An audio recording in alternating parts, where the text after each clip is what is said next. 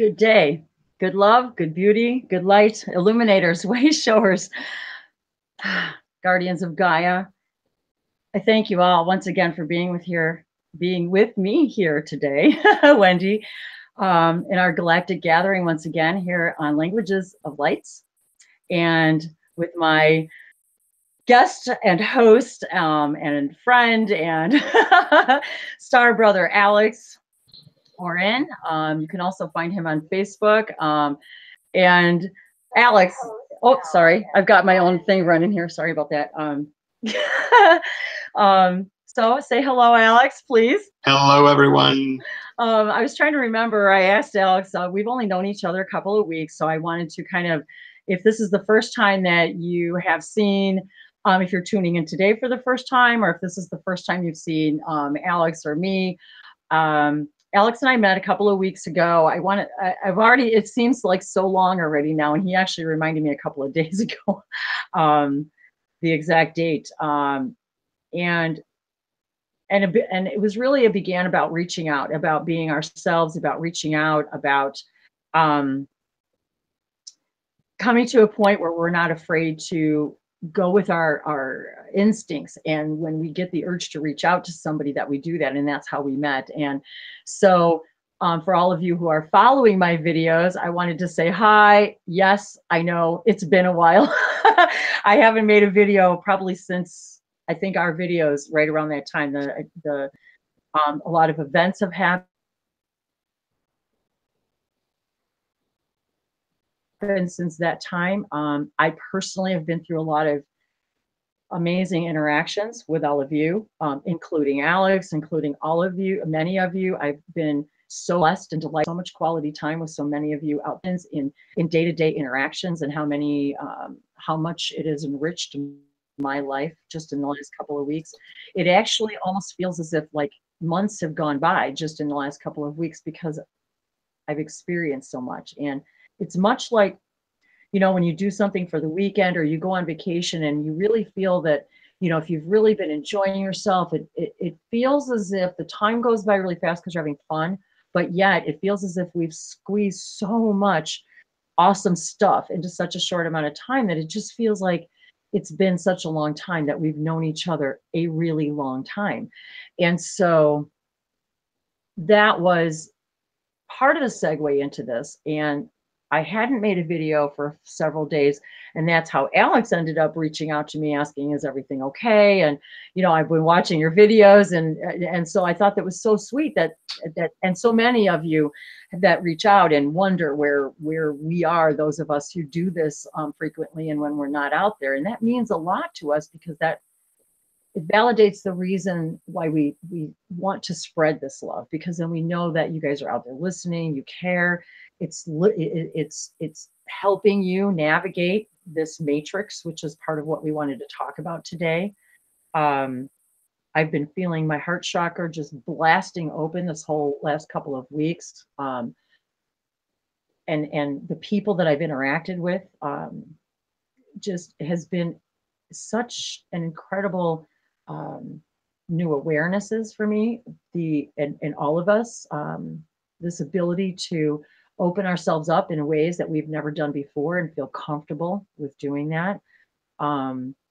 That's one of the things I wanted Alex to share also about his experience this week with that, about his own, you know, coming out situation. And it's just been a very emotional week for me, and I've had a lot going on, and trying to balance that with even just 3D stuff, you know, because I just have normal stuff to do like everyone else. And so, and then seeing how all of this and being aware of how it's affecting me in my 3D life when I go and just do my mundane stuff and run my errands and things like that, and how this is so now so much more affecting, or maybe it's just because we're becoming more aware of it, maybe because more people are opening themselves to this idea, but people are really, at least where I have moved myself to, I am now experiencing where the people around me are actually opening up their heart chakras, where our day-to-day interactions with people just doing normal stuff every day are actually becoming more rewarding experiences, even if it's just a short time. And so I've been really aware of this in my day-to-day activities, and how all of these interactions with all of you guys and doing all of this, and how it's really feeding into the collective consciousness. And I've been finding it very fascinating, how all of that's been taking place. And so I've been really busy this week, and even when I was in a state where I had, say, even a few minutes or a block of time, it was as if I was going through so much processing and integrating and emotions that even when I went to turn on the camera, it was as if I couldn't even, there were no words, and I was using the word ineffable a lot this week. There are just were no words to describe what I've been experiencing. I couldn't even articulate it. And I was so emotional. It's like my heart chakra was so wide open that every time I would even start to think about you guys, or think about all of this, or try to talk about it in a video, my own throat chakra would just like close. It was like I was so, I don't know, maybe I just needed to integrate it all. And for someone who is always doing this, it was a real slowdown for me. It was a real going inward and being with the experience. And so I was really busy with all of these last minute like stuff and in interactions and sessions. And even Alex said, well, I thought we were going to do a hangout this week. So it was like, okay. And so I just sat for a second and said, okay, and asked my guides, what's a good day? And then of course, based upon what I already had going on.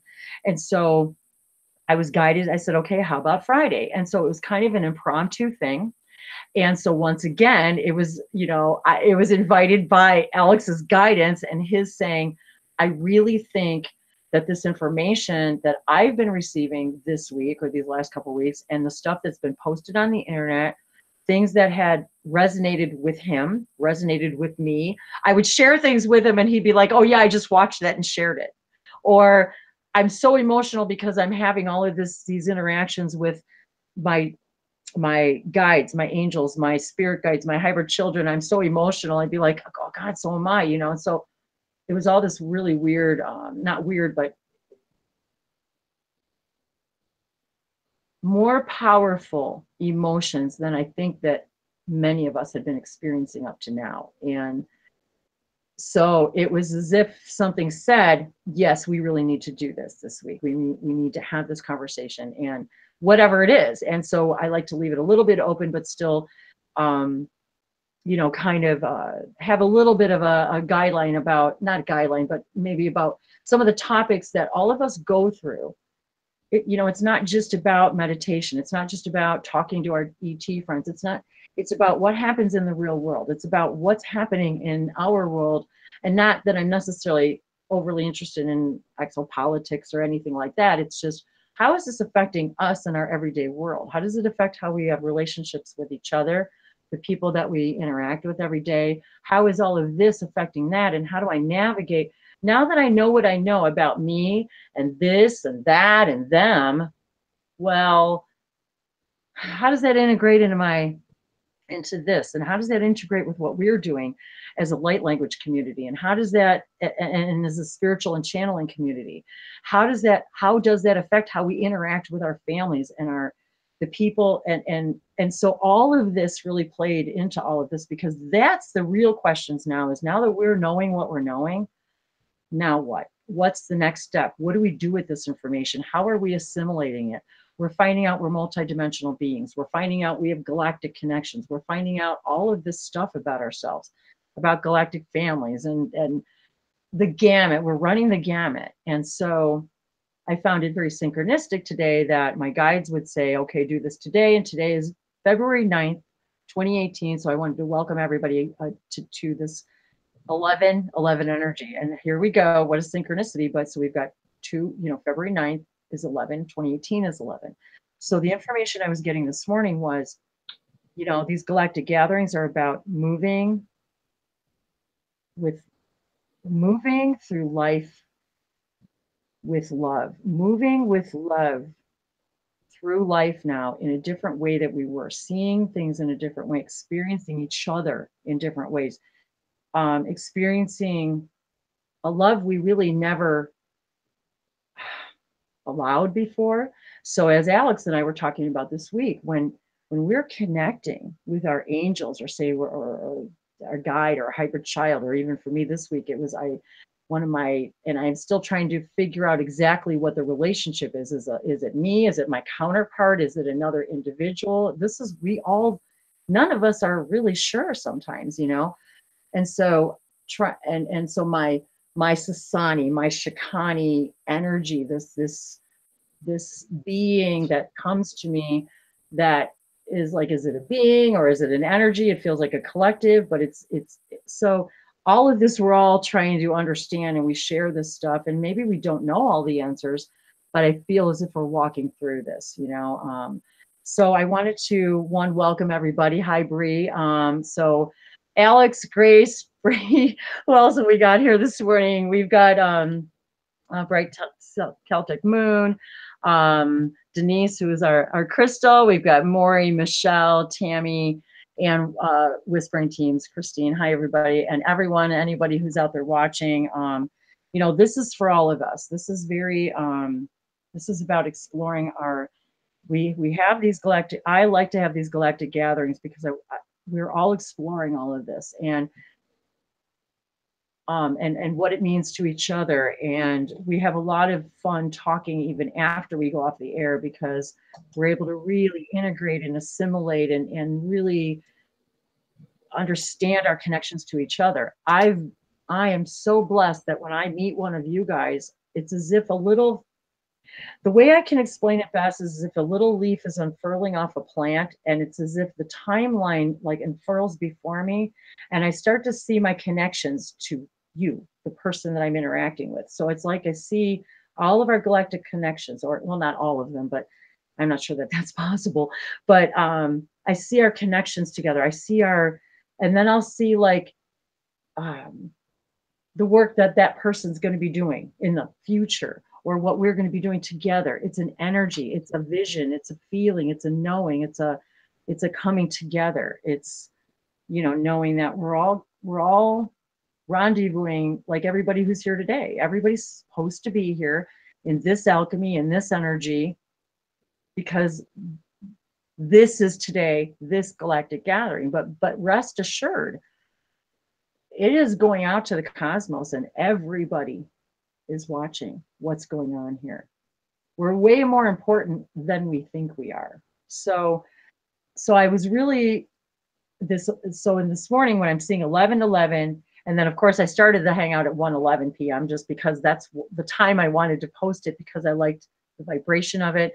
So as we're gathering, you know, and as we're gathering at the 1:11 hour, I'm feeling that no matter where you are in the world, you know, I feel this 11 vibration, whatever that means, this portal energy, us walking through this portal together, and so this morning I'm hearing moving with the flow of synchronicity through the portal of higher love, higher learning, multidimensional understandings and processes, and us helping each other to with the ability to assimilate multiple perspectives simultaneously now, and being aware of the effects that it's having on all of our fractals, not just this one, this focus that we're having here, but how it's affecting all of our fractals, all of the shards of the shattered mirror. We were talking about Daryl Anka's new, you know, his book about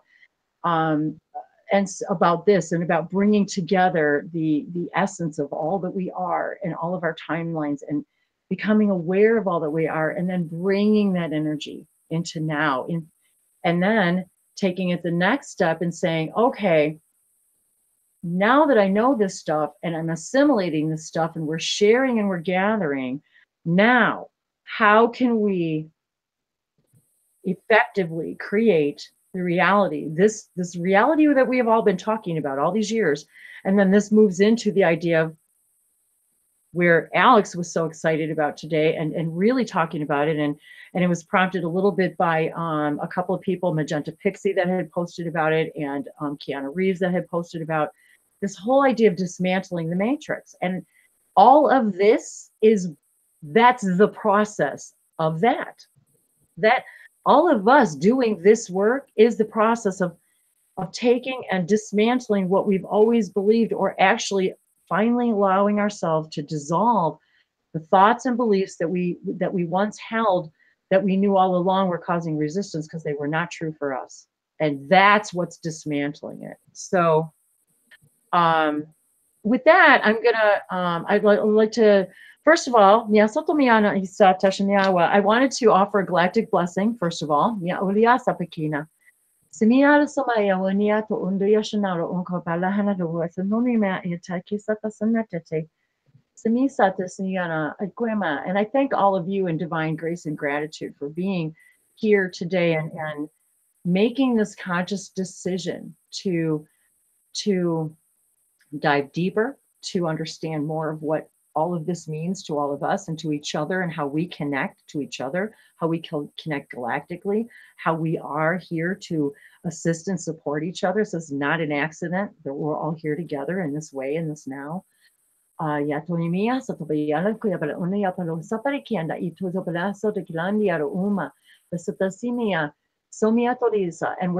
we're gathering now.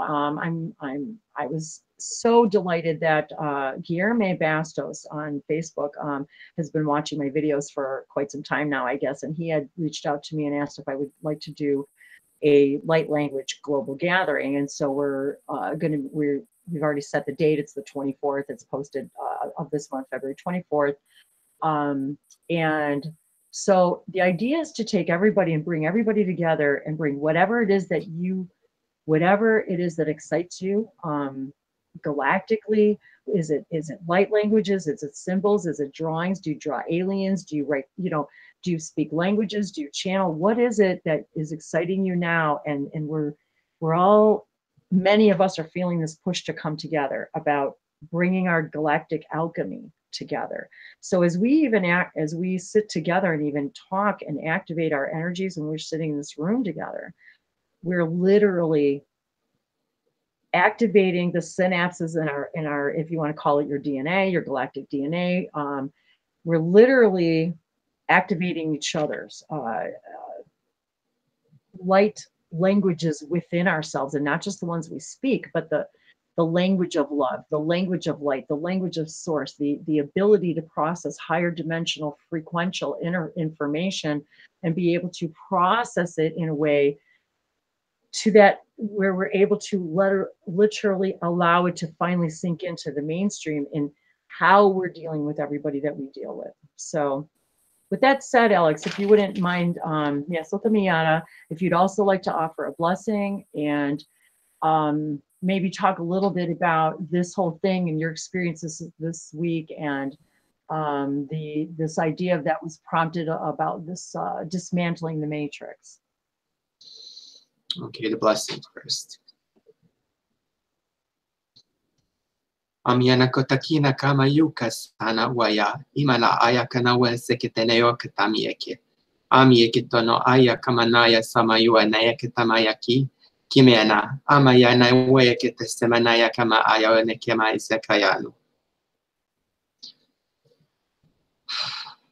Okay, so this week was, I've been feeling this energy since January. January was to me like 5 years long, so much experience, so many things happened. I got to know so many wonderful people, you, my wonderful friend, Wendy, and all of these amazing people here.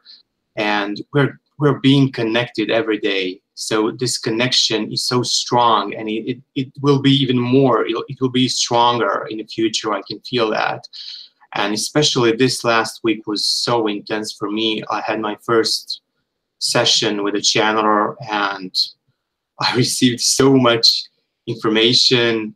I wasn't aware how my life purpose was, how I was important for this lifetime. So For those of you who don't know, I recently started to channel. It was like about a month ago. My hybrid daughter from fourth-dimensional Mars came to me in a form of a white orb, and she spoke to me, and she looked very humanoid. I could see her somehow through emotions, or she gave me her image. I can't explain that. And I have a lot of experience through meditation and dreams, a lot of messages. And this session, and I was like, how am I supposed to share this experience? Because it was so intense. I couldn't say to my parents what happened because I didn't know how would they react, you know? It's difficult to come out of this spiritual closet. It's very, very difficult. And I had these dreams, very intense and maybe even terrible dreams. But I didn't feel those were like prophetic dreams that something bad is going to happen. No, I felt this is a test, and this is your time. You have to speak this truth. You have to speak whatever happens to you. You have to share your experience. It's so important. And Wendy, you mentioned this dismantling the matrix, and yeah, I really feel that it's connected to this. When we speak our truth, when we share our experiences, we're dismantling this fourth-dimensional construct brick by brick, and I can feel that, you know. And yeah, I told my parents what happened to me, and they were like, wow, they were so happy, and they gave me their support and love, and it was so emotional. I couldn't understand. So you see, you don't have to be afraid. And those messages I've been receiving, just don't be scared, don't be embarrassed, just share whatever you experience. Everything is great, you know. Everything is experience, and we have to share. And I wanted to say, if you actually, what Wendy said, if you draw, if you paint, if you write, if you start to channel, if you speak light languages, I started like 3 weeks ago. So please, please share your experience. Don't be afraid. Don't be ashamed. It's so beautiful. You never know when someone could find that helpful. I find videos from like 2008, and I'm like, wow, synchronicity. Is it possible? It's like 10 years old videos. And you can never know. I like that you pointed that out too, because I want to remind everybody of that too, that it's your now. It's always now. So yeah. Sometimes we'll go to look at a video and we'll look at the year and we'll go, you know, that looks like it's probably old information. No, if you're guided to it, you need to watch it now because it's for you now. I listen to a lot of Bashar and Abraham stuff that I used to listen to. You hear something new every time, just like when you listen to a light language, you hear it new every time you hear it. Mm-hmm. It's always different, yeah. And sometimes there's a mixture, like they're intermingled, couple of species coming through together. But it's always amazing experience. And yeah, about those videos, yeah, we're guided to watch some videos. That's how I find you. We find each other through this guidance. That's a good point, because that's how you found me, was watching my videos. And yet we had never had a conversation. And then you were like, you know, where have you been? And it's like, oh, wow. So, I mean, so that's what this is all about. And each of us, as we're being guided to each other, you got to go for it, because, you know, we've been asking our higher selves and our guides for information, and then they send you somebody or they send you something. It's like, there's your answer. And sometimes it feels like, oh my God, this is a Twilight Zone. Oh, it can't be. This whole week has felt like the Twilight Zone for me. I yeah, swear exactly. to God, it was like 9 hours would pass in like 5 minutes or whatever. It was just so weird. I see what they mean about time becomes more malleable, and you know, you get done exactly what you need to get done when you need to do it, and just by following your highest excitement, you know. Yeah. Yeah. Okay. Michelle asked me where I'm from. I'm from Serbia. Yeah. Actually, I was born and raised in Croatia, but I moved here like 9 years ago. So, yeah. And a lot has been going on. These energies and that full moon, oh boy, did we feel that. It Oh was, God, this that's what I mean. This full moon, I tell you what, guys, it kicked yeah, my butt. It really did, and not necessarily in a bad way. I don't, because of course that's always a perspective, right? yeah, Good, bad is only a judgment. It's just a perspective. Yet when we don't understand this energy that's moving through us, and we call it emotion, energy in motion, and we don't understand it right away, we consider it, we call it negative, right? So yeah, only because we don't know how to process it. yeah, exactly. You know, this dismantling the matrix, it really inspired me to do this webinar. Actually, Magenta, I don't know, that video was there in the right time. It's so perfect timing. I was thinking about that, you know, and I could feel that we're doing, whenever we speak, whenever we come out, whenever we share our experience, something happens, and those bad guys are very upset because of Yeah. that, because And you guys they can know. search on it. Just search on dismantling the matrix. You could, or I'll put the links down in the comment section or whatever of this video. And but that's really what it was all about. Is about how, you know, and it was interesting because there was a part of me almost that I almost turned it off, and magentas. But then they're like, no, you need to push through this and listen to the rest of it beginning to end. And I did, and I'm glad that I did, because it made us realize that nothing is one way. There is no one.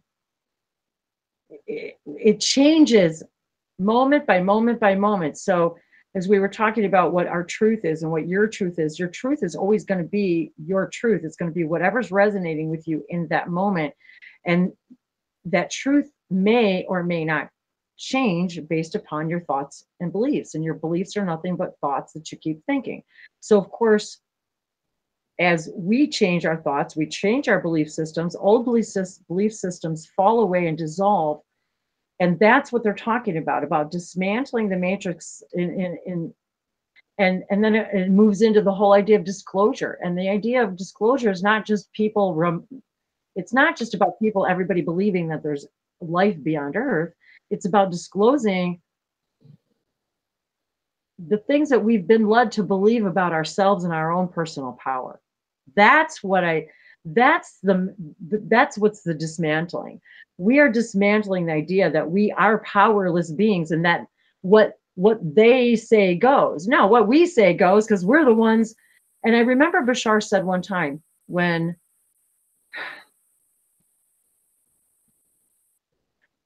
the followers begin to lead, the leaders will begin to follow.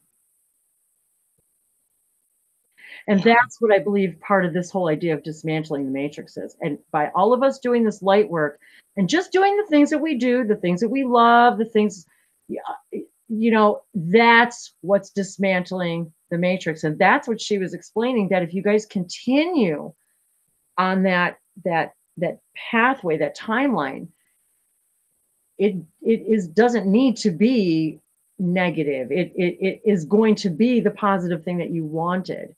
You just can't let those old belief systems keep hold. That's the matrix. Yeah, and I'm getting it's also related to the event. Everything is related, you know. So I don't know. I feel this energy that something is coming, and I've been feeling this from like November. And I had a dream about lights coming from all sides, from everywhere. And it's similar to my experience with UFO when I was a kid. So I was like 15 or 14, and my mom and I and my grandparents, their late great grandparents, we were outside and lights were coming from everywhere. And no one else in our town saw those lights. We were the only one. And we forgot about that experience. And we remembered like Wow. 2 years ago, my mom and I, and shared it. So that's a good point, Alex. I wanted to mention that since you said that. We're all triggering each other. Yep. Every time, even when Alex talks about that story, it's going to trigger somebody else's memory, either who's listening, watching.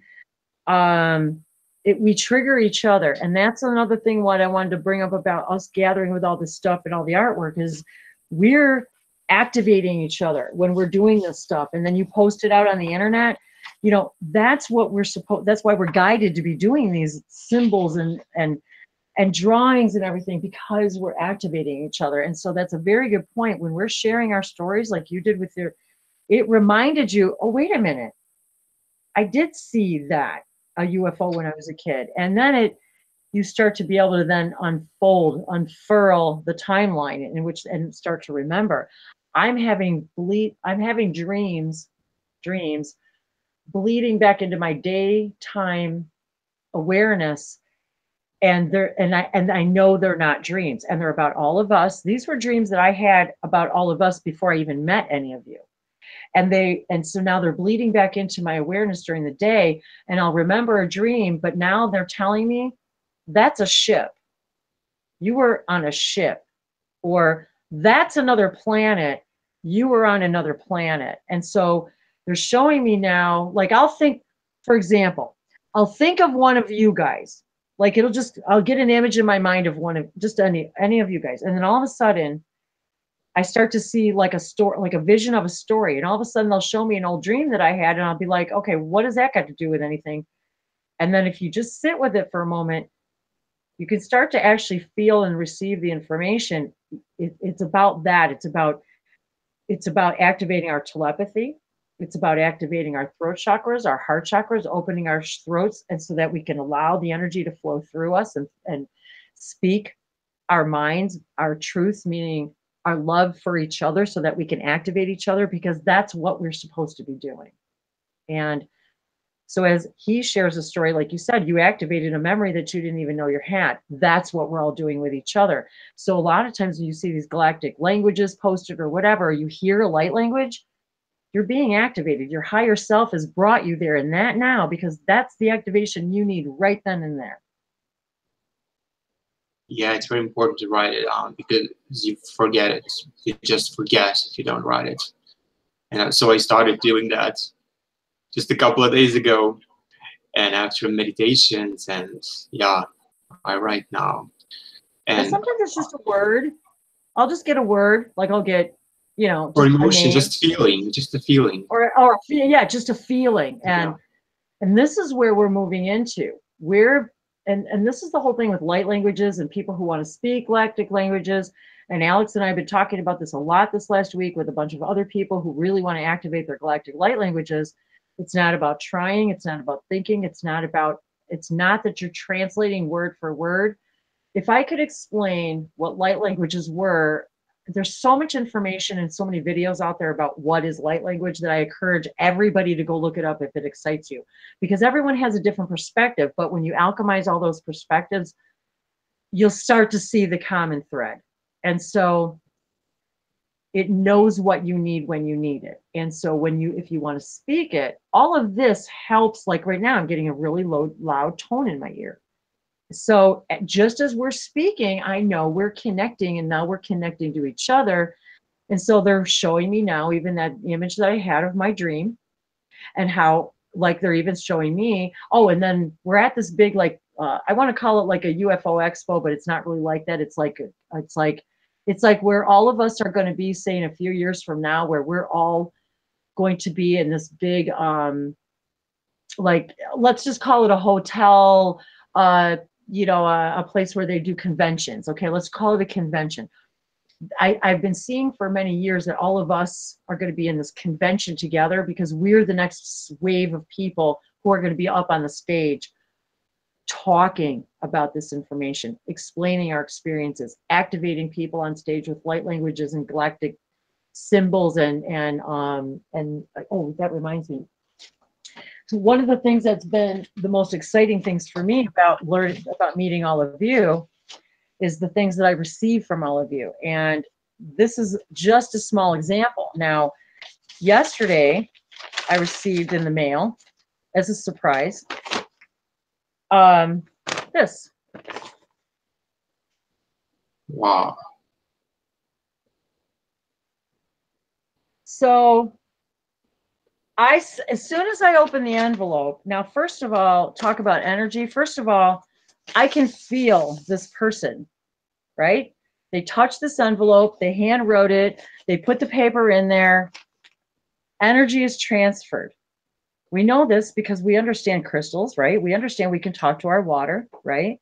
We understand we are water. We understand we can talk to our bodies. We can talk to our water in the bodies. We can intend anything we want. So I know that I feel the energy from this person, right? So now this one might be a little hard to see because it's yellow.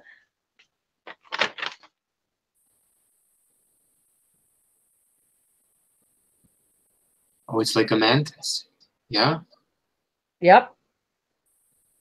So this is from my star sister, Christy Campbell. Now, the first set she sent me were these.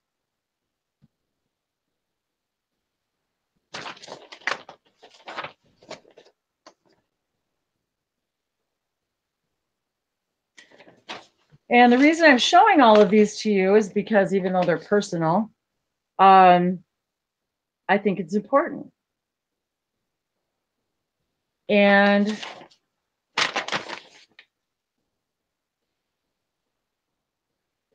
so when I opened this envelope yesterday, I was in the car. I live in a really rural place. For everybody who doesn't know, I moved from the Chicago area to Tennessee, very rural here, don't have high-speed internet. All the internet I have is all by phone, mobile, hotspots, and that stuff. So anyway, I have to drive 3 miles to get to my mailbox. I'm not exaggerating, 3 miles. So, which equates to about, I don't know, 10 minutes because of the road and stuff. So I drive to my mail, so I drive, we're running errands, I stop at my mailbox. Now, as soon as I open it up, I see the envelope and it's just like, I feel it. All of a sudden it's like a, I don't know, I just feel something, right? So I look down, I see who it's from, you know, and I know right away there's something pretty magical in here, right? So I open up the envelope and all I did was look down. All I did was look down at this. Now, mind you, yesterday I was wearing pink. So the first thing I do is I look down and I see I'm wearing pink. And the second thing I do is I started looking at all the images and I burst into tears. Now, I was immediately activated by these two pieces of paper. Immediately. I was just like, now, I don't understand what just happened to me when I opened that envelope, but I know it was real. It was so real. I couldn't speak. I just knew this was a very important message. So this is why we are doing this. This is why we are encouraging this, because this is what breaks down all that we've believed that what we were. This is what breaks down the belief systems we had about what we're capable of, what our telepathy, what energy healing is, how we can reach each other no matter where we are in the world. The fact that I've got someone here from Serbia, I don't want to say where everybody's from, but we've got America, we've got all these other countries. And then we've got Australia, we've got New Zealand, we're represented by everybody all over the world. We've never been able to touch each other this way before. And I am closer to all of you than I am in every single person I've ever met in my 3D life. I could say I'm closer to all of you all over the world than I am with them. It's just different. What do you say, Alex? Yeah, when you just said that, how this is so important. Yes, every message is important. I mean, I came here to do this, to do exactly this. I don't know about you guys, but I discovered I'm a star seed. I always thought I had like 500 reincarnations here, but no, this is like my second life. And prior to this, I died like a baby it was my brother. It was the same soul. So I came and I had my rehearsal and came back here to assist in this ascension process and raising vibration. And well, Archangel Michael said to me, there are two paths and you can choose, but I would like if you would go on this path because this is why you came here. If you choose this other path, well, you have free will, but not maybe something could happen, you know? So I know that I'm on the right path and that I should do this, and spreading every message you receive, everything is so important. Every emotion. Oh, I cried this week so much, you know? I think of my angels and I cry. I can't stop. It was so intense, so emotional. And yeah, so I think that star seed especially have this, this is the job, you know? Maybe ego had some different plans. Oh, I want to be a lawyer. Nope. No, you're not. No, no, no. You will do this that's the other because this thing. is why you came here. And that's something I wanted to mention. I'm glad that you mentioned that about the whole lawyer thing, because Alex he did a video on it. So it's no secret he went to law school and he only had one test left, and it's taken him 9 years to think. Well, no wonder. So it just wasn't really his true path. And it was interesting how my guides this week had wanted me to talk about that just a little bit, because I hadn't had a chance to do a video about it. And there was an incident that I had even told Alex about, a story that I had told him about someone in my family who had met someone, and they had this really like whirlwind kind of, they met, and the person made it very clear that they didn't want a relationship. It was whatever happens today happens, and let's just don't define it, label it. And then after being together like every single day for like 3 months, all of a sudden the other person said, you know what, I need a little time, I need a little space. And then the other individual right away, because of expectations, because even though the other person made it very clear, I mean, what the expectations were, the immediate response was, what a waste of time. And I thought, and even Alex was like, what? Because if we have an experience and then it doesn't go the way we want, we're always looking for an end result. It means to, it ends to a means to an end. And so if it doesn't have an end, if it doesn't turn out the way we envision it, then it must be a waste of time. And I'm thinking to myself, how sad that you could have such a delightful experience with someone for every day for however it was, 3 months or something, and then to come away and say, well, what a waste of time that was, because it didn't end up. It's like, what about the experience? And isn't that why we came? I mean, if there's supposed to be some end, well, guess what, guys?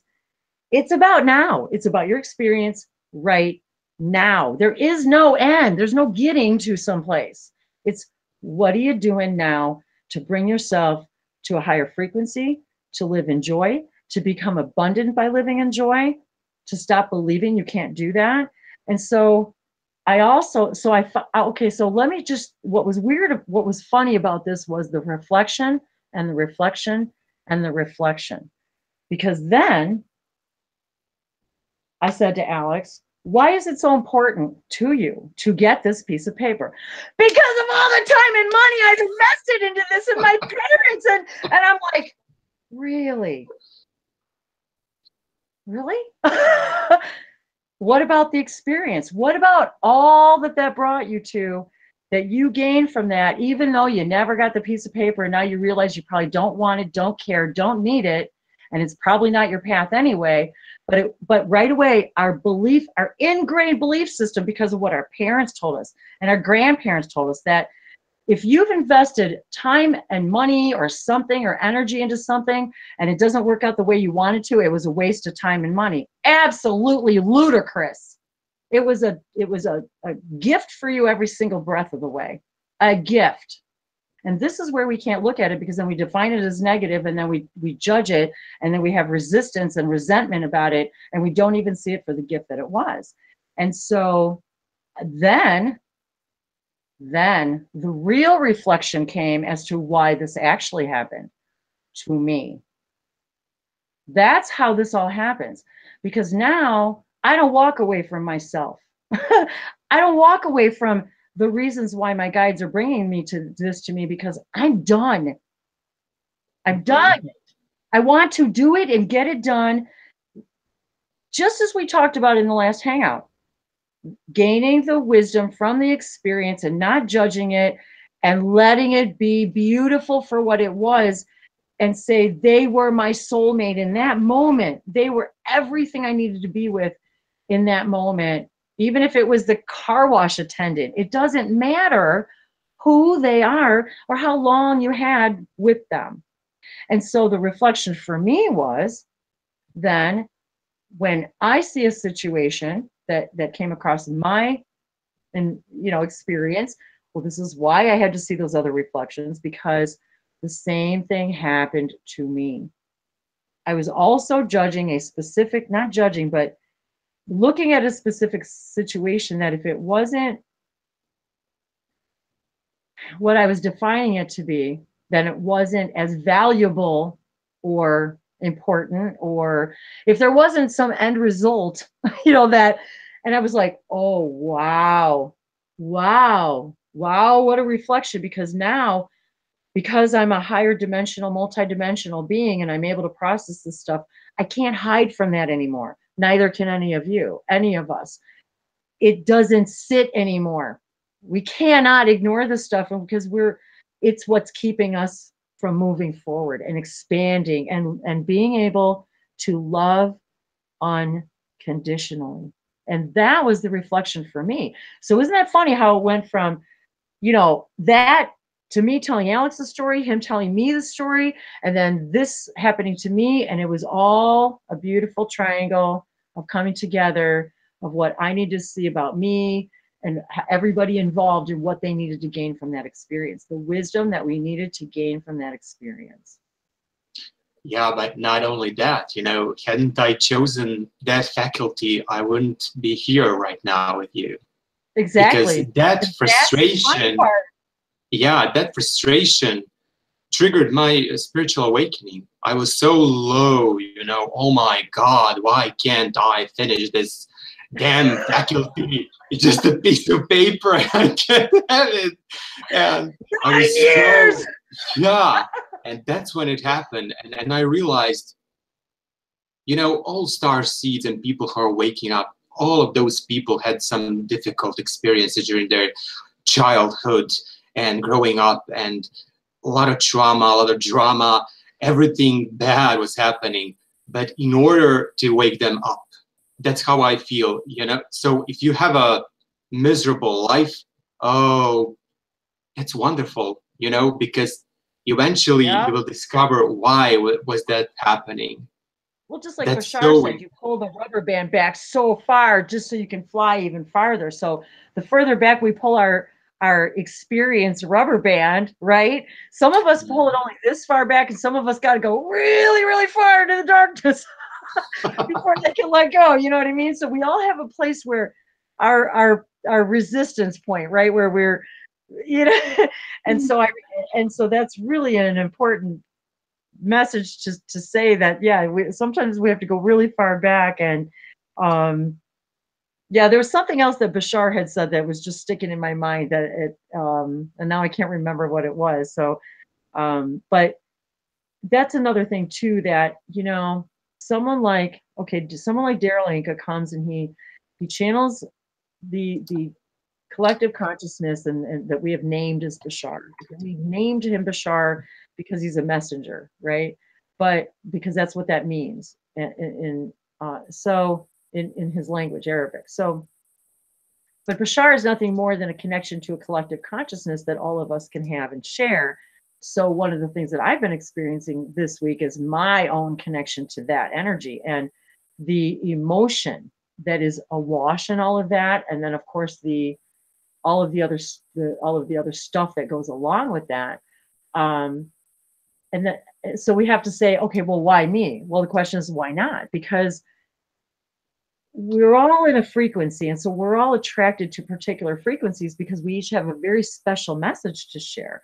And so if each of us is on a particular energy of a particular teacher, well, that's because that's the type of message that you have that you are excited to share with the world. And so you could be a channeler who likes to give people this kind of information or that kind of information. Or for me, it was about attracting the collectives of all the realms who have also agreed to give their perspective and allow me to reach in and grab that perspective from all of these different, you know, planetary systems and collectives, and somehow reflect that energy back out to the collective consciousness in a way that's, even if it's through my own filters, and then as I purify my own filters, of course, the message becomes even more clear, because there's no way that you cannot alchemize with what you're channeling, because you are the same frequency. There is no way around it. That you just can't.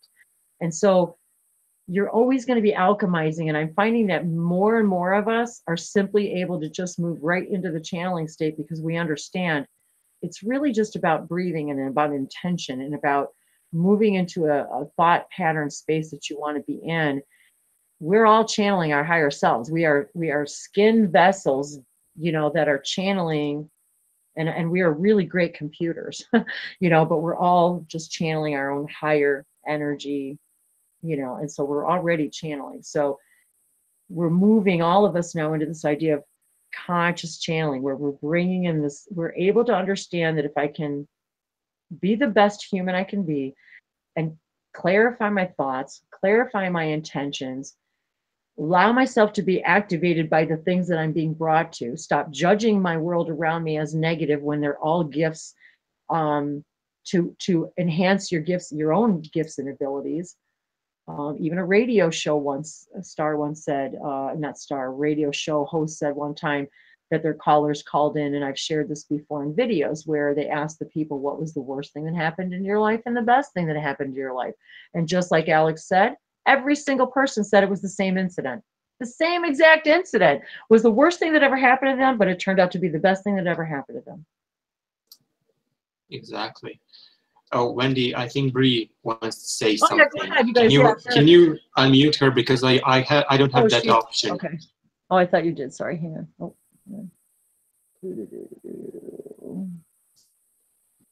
I got it. I can unmute myself. Oh, gotcha. Okay, go. Hi, Bree.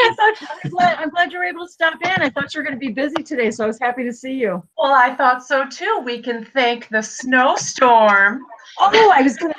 You know what? I was actually going to send you a message this morning and ask you if you guys got, because they got a bunch of snow up by Bree north of Chicago. And over a foot, I think. Yeah, well, maybe. Actually, I don't know. It looks like a foot, though. Yeah, no, said, my son said it was about 12. They're supposed to be getting like 12 inches up there. But anyway, so good. Well, good. I'm glad you got to hang out. Me too. It's such a pleasure always to be with you guys. Yes, sorry.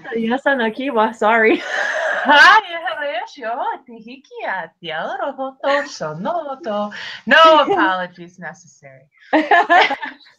I just wanted to add a little point on what you guys were talking about. Alex, I think your story is so beautiful that you did try this legal, you know, lawyer type of path for so long, and you kept on at it and kept on going, and no, I'm gonna do this, darn it all, that stubbornness. I know how that is, and I can't even imagine what that must feel like to go through, to put so much energy and time and money and effort and stress and everything, because law school is like not the easiest thing out there.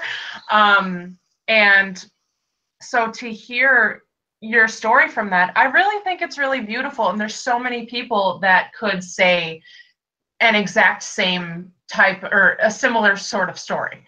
You know, I actually wanted to mention a really good friend of mine, his cousin, I believe it was his cousin, well, it doesn't matter, but somebody that he knows went through something similar, where she spent years and years and years trying to get I think a doctorate, or she wanted to become a doctor or a nurse, and it kept not going through. It kept failing. It kept, one thing after another, one problem after another, and she was getting so frustrated. And obviously, you know, she's tapped in to talking to her guides and stuff, but she was like, no, I've been doing this for this long. I'm going to finish this, darn it all. I'm not going to go and suddenly stop and go do something else and waste all of this, and there's the word waste all of the time and effort and everything.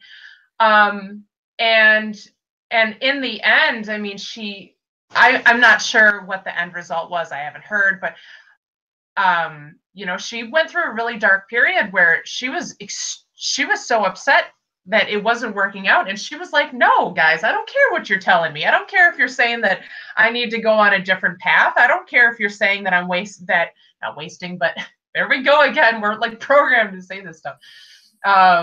You know, she's like, I don't care if you're telling me to do something else, because I have to finish this. I've put so much money into it. And it obviously wasn't the path for her. It just was not what she was meant to do.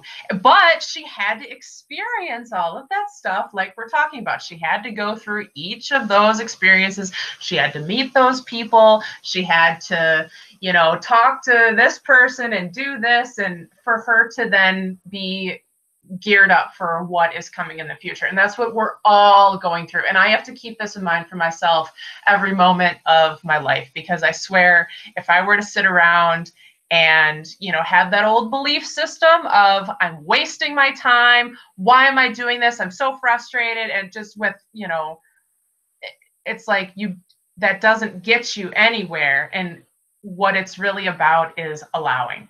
And that's what we're talking about here, is like allowing the path of least resistance, throwing your hands up in the air and being like, you know what? Okay, what am I supposed to do right now? Can you just give me a freaking sign or something? Can you like throw a leaf in my face to get me to turn the right corner? Because, well, Bree, you're a perfect example. Okay, this just came to my mind about belief systems. Now, you have a story to share too, because Bree also took a leap of faith. and so as you're talking, Bree, I'm thinking about all the relationships that we stay in for the wrong reasons, all the jobs we stay in for all the wrong reasons, everything we do that we do for the wrong reasons, and we feel the resistance, it makes us sick, it puts us, you know, all the list goes on, yet we continue to do it because we are using belief systems that really are not ours. They don't belong to us. And yet we do it, and we know we're doing it, even though it's not what we want.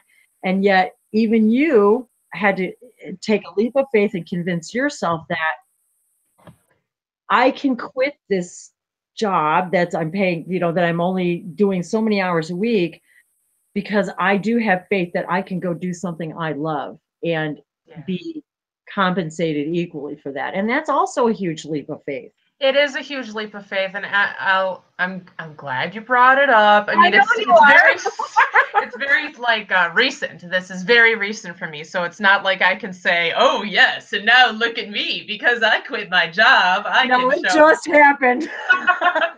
But with this topic, I already feel, as soon as I sent that resignation, and I meant it, because I had actually. Let's just tell them, how many times did you try to resign before that? Well, I had only technically tried to resign once before, and I sent in the resignation, and then my manager's like, "Could you please stay and lower your hours instead?" I'm like, "Oh, well, if you need me, I'll keep suffocating myself." Because I want to say, I felt like I was suffocating, and I had such an easy job. It was so enjoyable. It was so much fun. I just got to talk to people about pets and stuff. It was awesome, but it wasn't what I was supposed to be doing. I was supposed to be using my time for different reasons, and every time I went to that job, I walked around going, what am I doing? This is the polar opposite of what I shouldn't be here right now. No, I could be going and doing something extremely helpful, but instead I'm pacing around, you know. And so every time I got there, the suffocation feeling in my soul, it wasn't, you know, I'm at work and I feel like I'm being strangled, but like energetically and emotionally, it felt like I was being strangled, and I had to just quit. I'm like, enough is enough. Wendy gave me a nice pep talk. Jacqueline Smith, we were hanging out, gave me a nice pep talk. We were all like, yeah, I don't need this job, darn it all. And it gave me the strength to be like, you know what? Okay, I'm done. I'm done, because I was in that belief system of, oh, well, this is a job and I can show that I have a employer that I'm bowing down to and working for. It's like, I have so many things I need to be doing. I'm glad you mentioned that too, Bree, about Jacqueline, because it was a three-way conversation that we were having, and it really was, and Jacqueline. And it was random. Friday, yeah, it was a random conversation. And anybody who doesn't know, Jacqueline Smith is also a star being. She and I did an event recently. She's written a few books. She and I have done a video together. She's amazing. So the three of us have become friends, and we had a wonderful conversation that day, and that's why I wanted to mention that, because she is someone who has been doing this work all her life, Jacqueline, and she really had to take a leap of faith, because back then when she started this work, there was no internet. There was no, and so she really did help Bree and say, there does come a point, Bree, where you have to just take that leap of faith and say, this is something I'm being called to do. And it's just too painful. Like you said, I was so sick to my stomach. I was like that when I was at the very end of my own work career. It got to the point where every morning, as soon as I woke up and went to put my feet on the floor, I felt sick because I didn't want to go. And so the resistance builds up. And if you keep doing that, people, you're going to end up sick somehow, some way. And energy never stops. We have to understand the physics of energy. It can only be transmuted. It can only be transformed. It cannot ever stop. So you got to do something with it. It's going to go somewhere.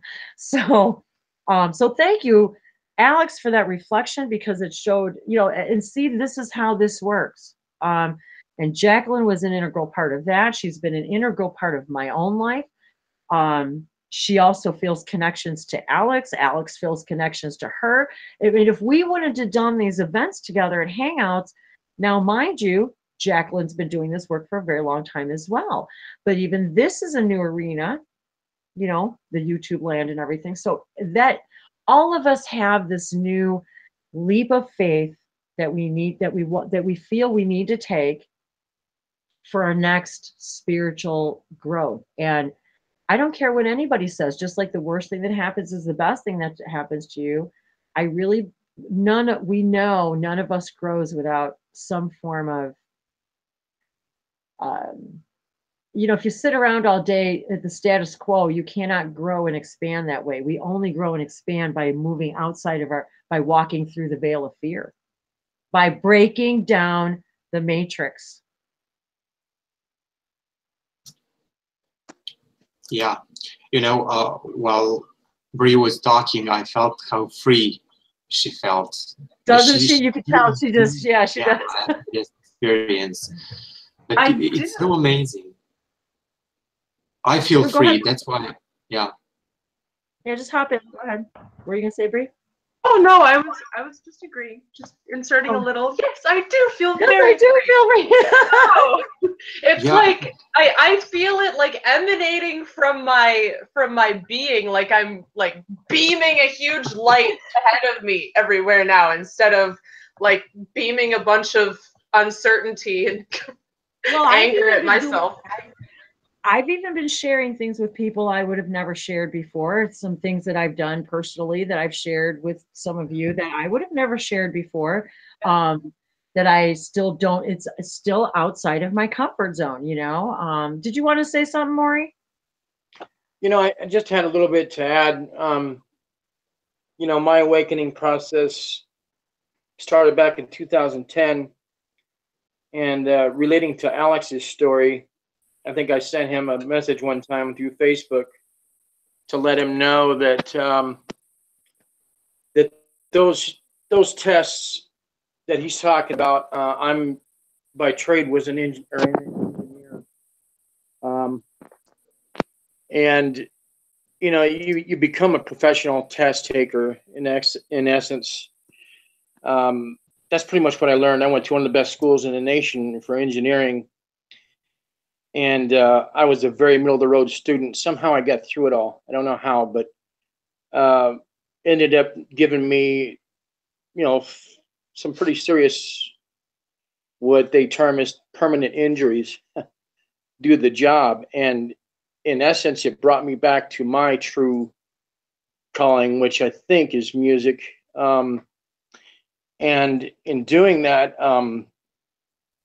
it's opened up some avenues to me that I never expected to be doing with my music, as far as healing, and realizing that maybe is why I'm here. But having that engineering background at the same time helps me to delve into certain other subjects. I think Bree was talking about, we both were talking about pyramids at a communal level, that I still want to try to make something like that happen.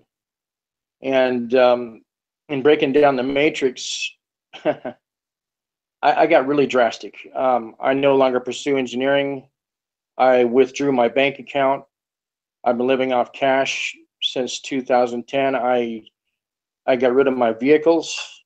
I took the bus everywhere until this last year, when I finally broke down and bought a vehicle, because I was able to, through some work that I did for a family member.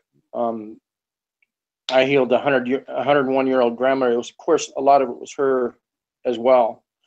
But I don't know. You know, breaking down the matrix is something I think I've been focused on for a long time. I thought I was an indigo. Still not convinced of that. But I think we all have to do things that are way outside of our comfort zone in order to make the changes that we still need to make, that are still plaguing, I think, a lot of the population. See it in my family. I see it in my friends. But anyway, that's all I had to add. Thank you for sharing your experience, Maury. Yeah, I appreciate that, Maury, too. And for anybody who doesn't know, too, Maury's been, we met through my videos for my channel, and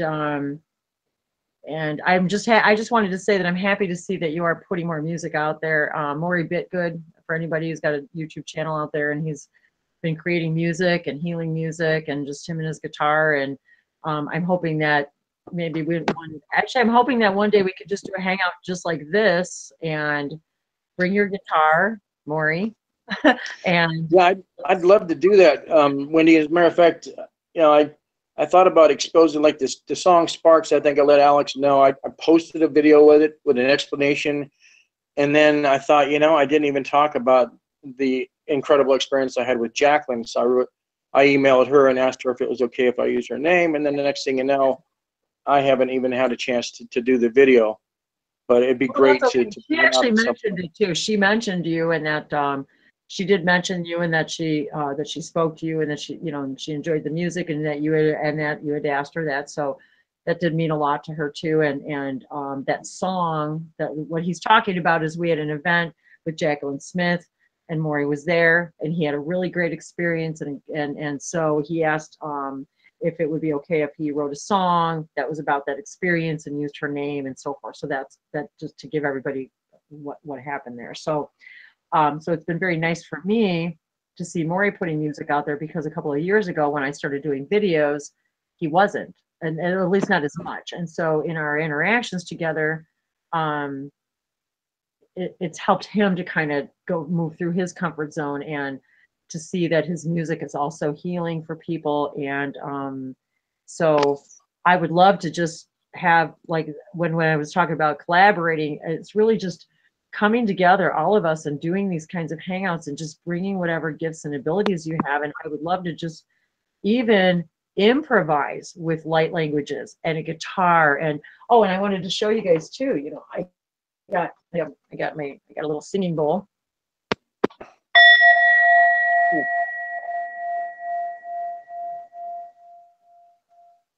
That's awesome. Can I add one thing, Wendy?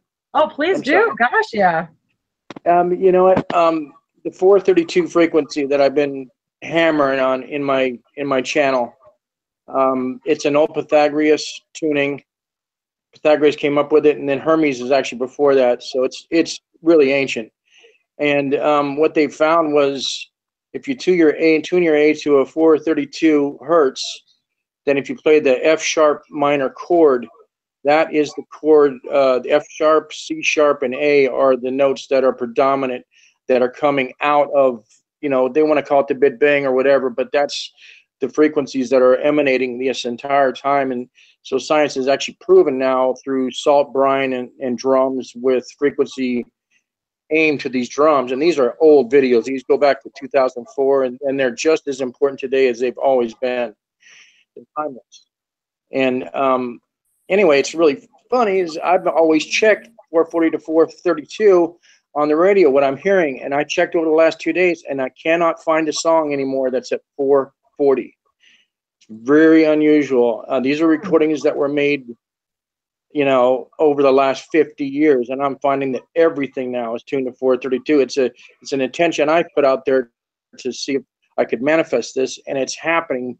So I think I told you I was using vortexes. I've been using vortex math and toruses. I've been focusing on that for myself every single day. That's very interesting too, Ori, because one of the things I wrote in my book when I started taking notes about Bashar, and I probably won't be able to find it right offhand, but that was one of the things that he talked about, and I wrote it in my book, was he talked about the 432 megahertz.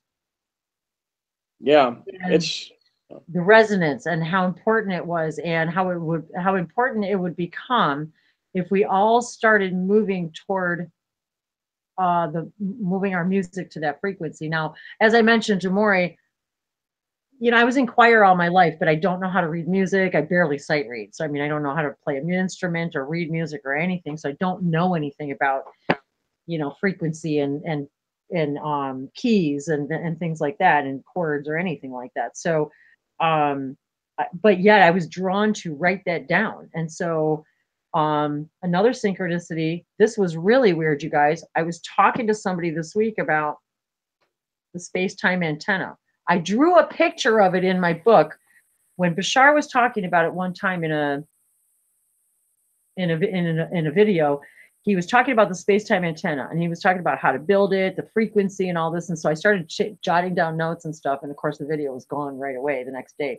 So I wrote down all these notes and stuff. And then this week, I was sharing them with someone, talking about the space-time antenna. And then the weirdest thing happened.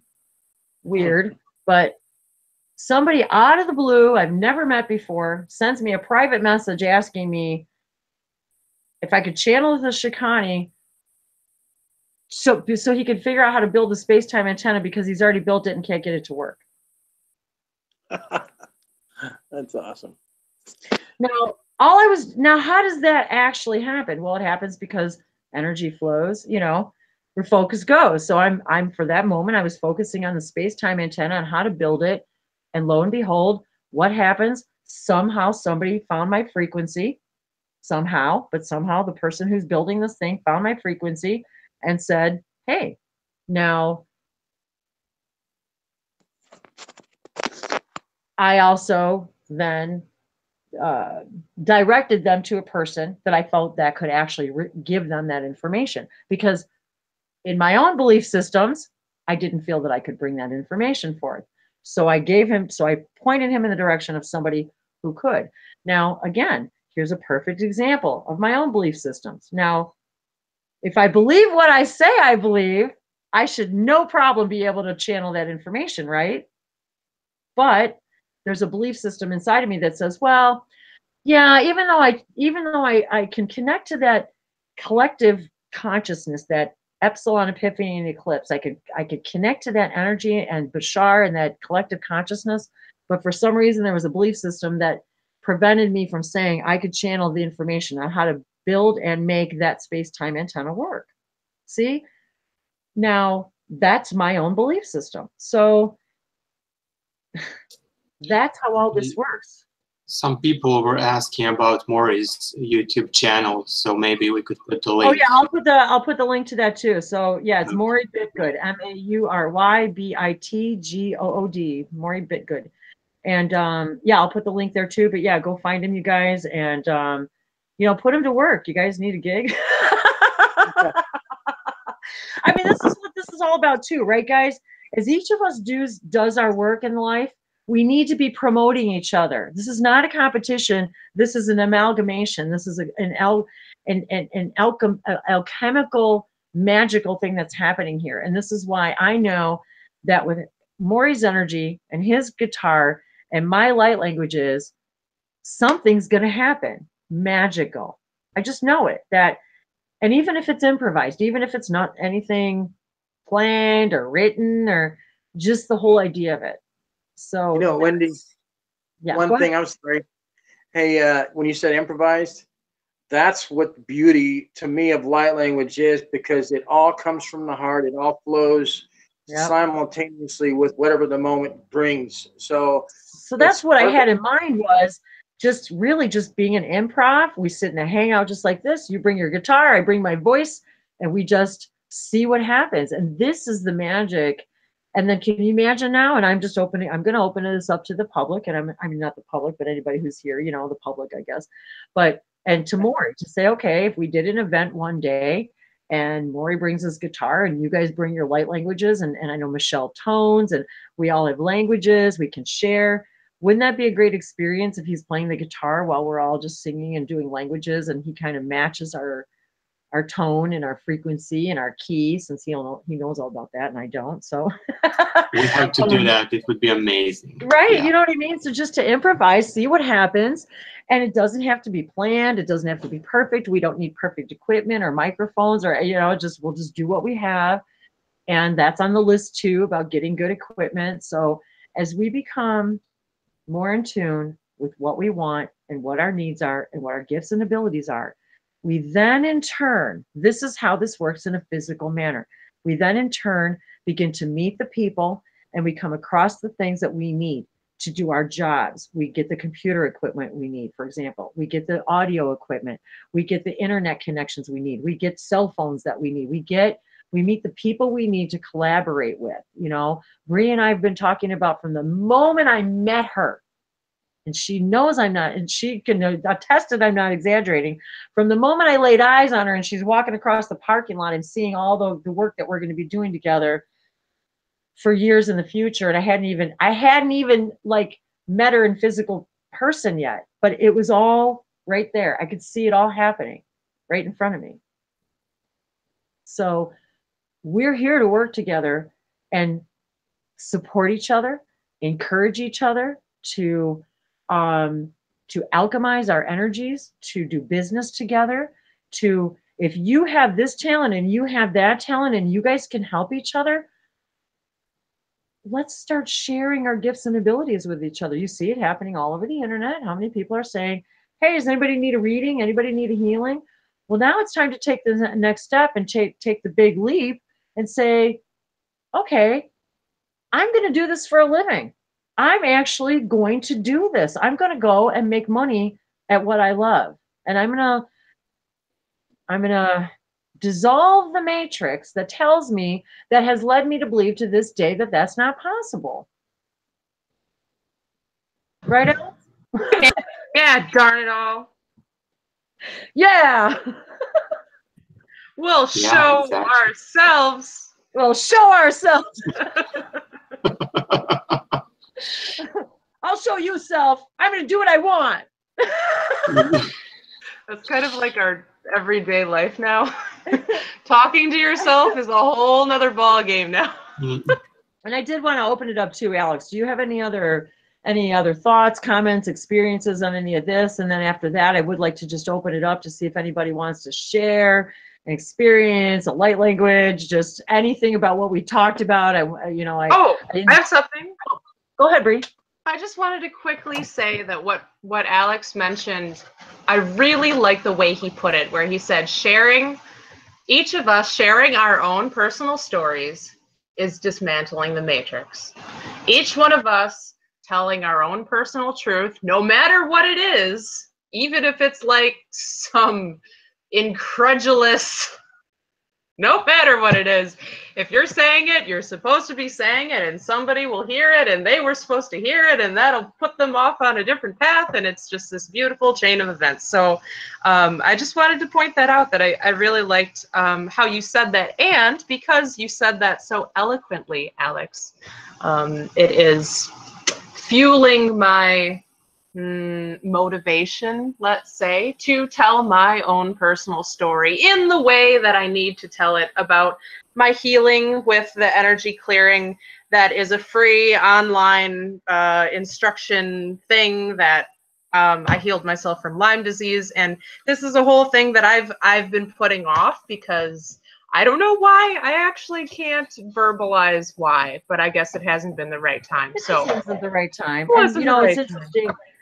The magic about that, synchronicity about that too, Bree, is that when Alex and I and Liliana from Infinite Possibilities, we were talking about all this the other night, and about how, and your story was brought up because this is the stuff that, okay, this is the additional information, or not additional, okay, this is the next threads of dismantling the matrix, is about that, about getting together and getting together and having these hangouts and talking about how do we change the education system? How do we change the pharmaceutical industry? How do we change, we were discussing, and this is just a whole nother subject, but this is all these webinars and events that we have been discussing. And because each of us has a story to tell about how it affected us and how we can take, and it's not about hashing out old stuff. That's not what this is about. It's about how can we take the wisdom from our experiences. And by the way, Alex, that whole term has blown up with everybody in our circle, because everyone's understanding the real magnificence and beauty of that terminology. So I will tell you that we also created a huge ripple with that, by the way. Yeah, I know, it's great. Yeah, everyone's saying that now, right? So it's kind of cool. So, but to take this information and say, okay, based upon my experiences, like say just briefly, like I had an experience, like I had all of my experiences with shoulder surgeries. And what I realized was, and what I said was, had I been treated holistically as a body, mind, and spirit individual from the very beginning, from the very first time, I wouldn't have experiences all the subsequent surgeries. Now, I also understand there's everything else that goes along with it. And yes, I needed the experience. Yes, it was part of my journey. That's not what I mean. What I mean is this is the next step of dismantling what the belief systems are. Like if I hear, I don't really watch much television, but if I hear another drug commercial, I think I will just, so, oh my God, right? You know, right? And so it's so bad in America, you guys. There's a drug commercial on every other minute about a drug that we've never heard of before, but ask your doctor if it'll work for you. And then they're going to give you the laundry list of all the shit that it does to you. Yes. Including death. Ask your The last doctor. one This is is always, also might be fatal. And Right. it also might be fatal. Might have Now fatal you run consequences. to your doctor and ask them if this drug is going to be good for you. And you know what?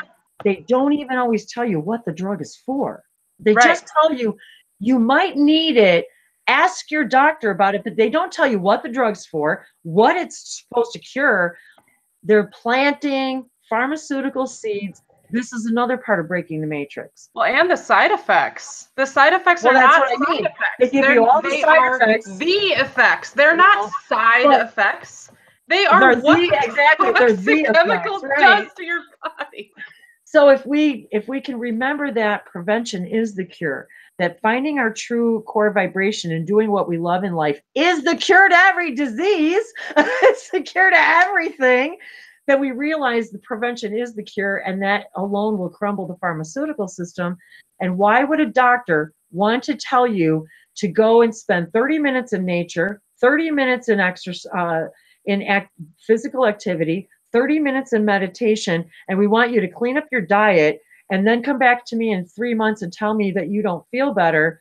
And but they won't ever do that. And I was having this conversation with these guys the other night about that. What made me so mad about it was, like I was telling Bree, you know, I now use like holistic medicines and like Arnica and Arnica Montana and things like that. So it's been around forever. That's what pissed me off. That's what made me so mad. And that's why I told Bree, I said, they never even told me or offered me an alternative. And I was so in the dark, I didn't even understand. I didn't even know there was anything else out there. I didn't know there was an alternative. And I didn't even know to ask the question. I didn't even know to ask the question. Is there something holistic I can take instead? Never even crossed my mind, because we put our trust in these people, because the Matrix has built it up so bad that they tell you need to trust all of this stuff. Now, I'm not advocating, and I'm going to say this out loud, I'm not advocating for any of you to not go to your doctor and do what you're told. That's not what I'm saying. Don't do that. What I'm saying is you have to go with your belief system. But my belief system was moving in a different direction, and I was feeling the resistance. And then they weren't telling me I had an alternative, so then I went looking for my own alternative, just like Alex, just like Bree. We knew the answers were not there anymore. Our heart was telling us, our instincts, our innate instincts were telling us that is not where the answers are. So and then I left at the end of that 10 years so alone, so frustrated, so depressed. There were days when I felt like dying just had to be easier. It just had to be, because this was just too effed up. It was just so bad. And so when you get to that point, and just like he said with the rubber band, some of us have to come back so far that you have to think that dying is easier, you know? And so that's what's breaking down the matrix. It's about telling your doctor, I want to know what else is out there. Is there anything else holistic I can take? What about meditation? What about massage therapy? What about acupuncture? What about what about changing my diet? You know that they never, in all that time, they would give me anti-inflammatory pills, but never once did they ever tell me, a nutritionist ever come tell me, you know what? It might make you feel better if you looked up all the anti-inflammatory foods that there are on the planet and like just eat those. Nobody ever told me that this causes inflammation, and inflammation causes disease. And if you don't eat that, you don't get inflamed. Or if you change to a more, alkaline diet, nobody ever discussed any of this stuff. So then I just got mad. Then I got really pissed, because I thought, how could they not have even told me I had a choice? And how could I have been so in the dark and so asleep that I never even realized I never even asked the question. I never even looked. I'd like to add something about that. Yeah. I had an experience yesterday, because you're talking about, like, why would a doctor, because the system isn't currently set up that way, why would a medical professional doctor say, well, they're not going to make any money if I go get, and they're not going to make any money if I use holistic stuff. Yeah, it's not set up that way, and they're not taught that, and I think they're actually advised to not do that because of the money. That's what Liliana said, Bree. She said she studied medicine to find out what they didn't teach her, and she said she realized that they only treat the body, the skin, the injury. They do not care about the whole picture. Yeah, because that doesn't make money. It makes money to keep addressing the symptom, which is going to continue to be a symptom unless the root of the problem is addressed. And a lot of the times, the root of the problem is, I would say most of the time, the root of the problem is not what we think it is. Not at all. I was actually listening to a radio show yesterday. What was her name? It was on acoustichealth.com. They have amazing radio shows. Everybody check it out. Go there right now. They do. They have a lot of stuff too, and quantum conversations. Quantum conversations, yeah. Really great stuff, you guys. Amazing stuff. Yeah. And so the lady who was on there last night was talking about how, it's just a matter of Oh shoot, I completely forgot what I was gonna say. Okay, well, she was talking about something cool. I'll go back to what I was gonna say though, which is my coffee distracted me. Which is what I did yesterday. I had so much pain recently. I had like a sciatic flare up, and it was really bad. I'm talking like I was immobilized. I couldn't sleep at night because the pain was so bad. It's shooting down my legs and shooting up my back. And this came out of nowhere. I woke up the other day and all of a sudden I was just like in severe back pain, like lower back pain. And I had nothing in particular to say, oh, this caused it or that caused it. Oh, the lady was talking about, okay, I remember, full circle. So in the radio show, this is connected. The radio show, this lady who was presenting said, well, I speak with people's higher selves when I do these, quantum healing energy sessions with them. And she said 100% of the time, the problem that the person is coming to me to heal is a symptom of the root.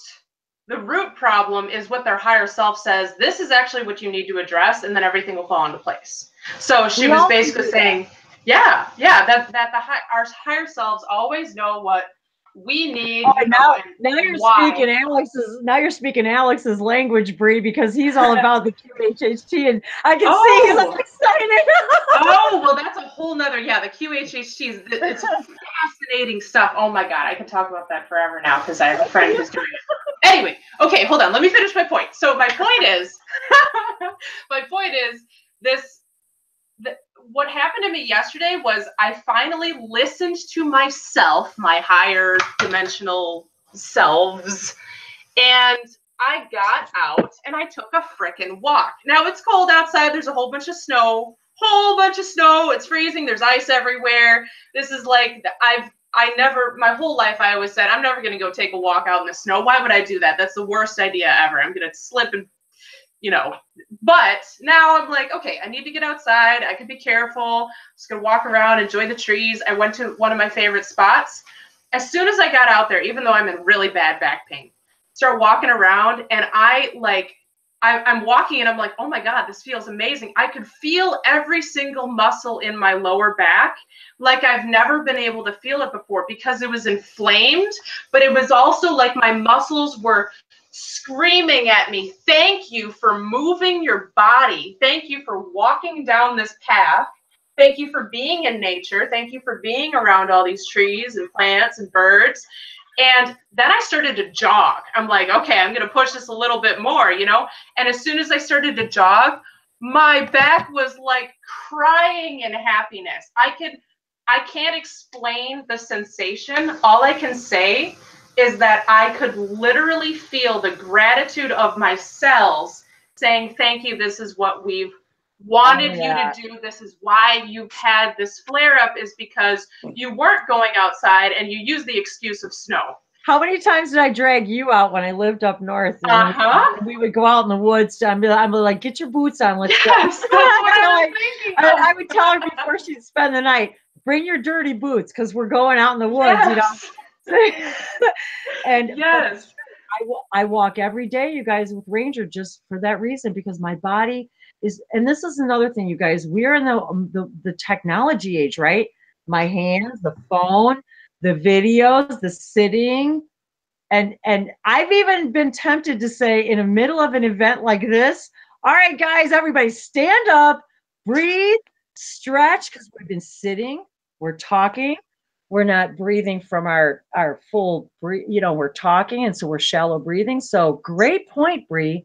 You are right. Our body needs to move every day. And believe me, I know when Ranger starts coming in here and like right about now, and he'll be like, okay, it's time. And I'm like, I don't want to go, or it's cold, or it's raining, or something. I'm like, I don't want to go, but I do. I put on all my layers and my clothes, and so yes, your body will thank you. Yes. Not to mention what happens to you psychologically, right? That's a whole nother topic because on my walk yesterday, I had like profound releasing and activations, and I don't even know. It was just like, it was exactly what I needed to get out in nature and be in that quiet space, in that unconditionally loving space, and be able to just, it was like a purging. Like I could feel all the junk just like releasing from my body, going to Gaia, being transmuted, you know. And so I really did want to mention that I had the sensation of the gratitude from my back, and it made me cry. I was crying because I was feeling how I was doing exactly what I needed to do for my body, and how happy my body was, and how even though it hurt, my back hurt as I was jogging, it also felt like the most amazing sensation I've ever had, because it was like extra sensitive, extra like I could feel all of it, and it felt good. So I wanted to point that out. You know, we do have to listen to our bodies, and I haven't been. And we have Liliana now. Hi, Liliana. Hi, and actually, there's a Liliana from Infinite Possibilities. We were talking about that. She was part of this whole conversation, and that's one of the biggest messages I've been getting when I started that with my own shoulder surgeries. That's what I started doing, was literally talking to my body, talking to my cells. I would actually I would do a meditation, and I would send my stem cells. I would ask my stem cells so I'd say, okay, stem cells, I really need you to step up here and help me. And this was before I understood about frequency and raising your vibration. And so for me, it was about physically, I was saying, okay, go get this stuff and fix it, because I didn't understand frequency and resonance. And now that I do, but the point is, every single day now I ask my body, what color do you want to wear today? What food do you want to eat today? What is it? What vitamins and minerals do you need today? What food do you need today that's anti-inflammatory or whatever? You know, what food do I need today for the best thing for me? And, you know, there are days when they'll tell me, you know, today would be a good day to fast, or today would be, why don't you just have juice and fruits today? Or they guide me because it's what I want and what I crave.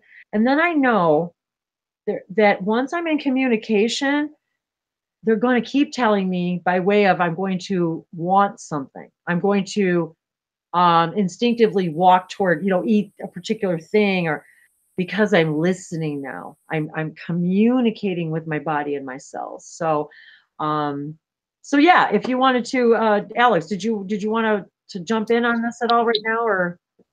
I just wanted to say about my experience last year, you know, I wasn't aware of what was going on. I had my opinion, but during my session last Friday, I discovered my guides and my higher self and angels were sending me energy in order to open my chakras and my abilities, gifts, whatever. But low vibrational beings discovered that and tried to stop that. So my body couldn't stand it anymore, and I had those dizziness. It took for 4 months, and I thought I was going to die. Eventually, low vibrational beings didn't win. I won. Okay, but I quit smoking, drinking coffee, tea, eating meat. I eat fish only now. I stopped eating sweets. I started to work out, meditate. So everything changed. I was like, oh my God, am I walk-in? Is this walk-in experience? But no, Archangel Michael said, no, it wasn't that. It was the other thing. But yeah, we have to listen to our bodies. And Michelle mentioned about self-healing. Yeah, last year, I have been having this headache for like 25 years. And last year I said, okay, let's try heal myself, heal this headache. And I really did. Once, twice, I don't know how many times. And then I shared my experience to one of my friends. And he was like, yeah, but that's auto-suggestion. And I said, well, okay, if that's auto-suggestion, I don't care. It works, you know, so it doesn't matter. Whatever you want to call it, we like those labels. We have to label everything. But if it works, that's fine. So yeah, listen to your body, and everyone can heal themselves. Yeah. I love this conversation because Bree, when I first met her, she told me about her story and self-healing, and And for anybody that knows, you know, Lyme disease is this is another thing, you know, talk about the matrix, you know, they've, you know, Lyme disease, oh my God, they told her you're going to have this forever. It's incurable. You're going to have, you know, you're going to be on this medicine all your life, that medicine all your life. And I mean, she's not only cured herself from Lyme disease, but she's also, as far as I think, right, Bree, you're off of all, if not most of your medications. I'm off all my medications. I had hypothyroidism and Hashimoto's disease, which is like arthritis of the thyroid. And somehow I wasn't even trying to, but with the energy clearing protocol and with, you know, starting to listen to myself and my body and do the, you know, be kind to myself, I healed my hypothyroidism, and I'm off of that too. And that was like, that's a big deal. I mean, that's a big deal. So yeah. So this is what we're trying to explain to everybody, that you don't have to believe what the Matrix has been told. You don't need to believe that. You don't need to believe that. And we were so sleeping that we weren't even, like me, I didn't even know to ask the questions, you know. And so, but your heart is asking the question, your body, even if you're not thinking about it, your beingness is saying, I know there's something better. I know there's something more. I know there's something healthier for me. What is it? And then we're guided to the things, like you were guided to this you know, this healing, and Alex is guided to quantum healing as well. And so this is a whole, all these things are so intricately interwoven. And then somebody may say, well, then how does light languages play into all this? Well, of course it does, because it's also part of self-healing. When I want to feel better, I speak languages to myself. I speak languages to the world, the food, the water, you know, it's all intertwined. And I wanted Alex to mention, if he could, too, just really briefly about you getting your interest, what led you to the idea of quantum healing. Okay, I discovered Alba Weinman last year, and I was like, oh my God, this is amazing. You can heal everything, almost everything, if higher self allows it, you know, almost everything. If there is a contract, then higher self is like, no, you need this experience, and, you know, blah, blah. But last October or November, so 2017, I had this vision of myself doing some new method of QHHT. And that was even before that Candace Crowe-Goldman decided to use her own method. And in this vision, I healed a man. He was like having a problem with his leg.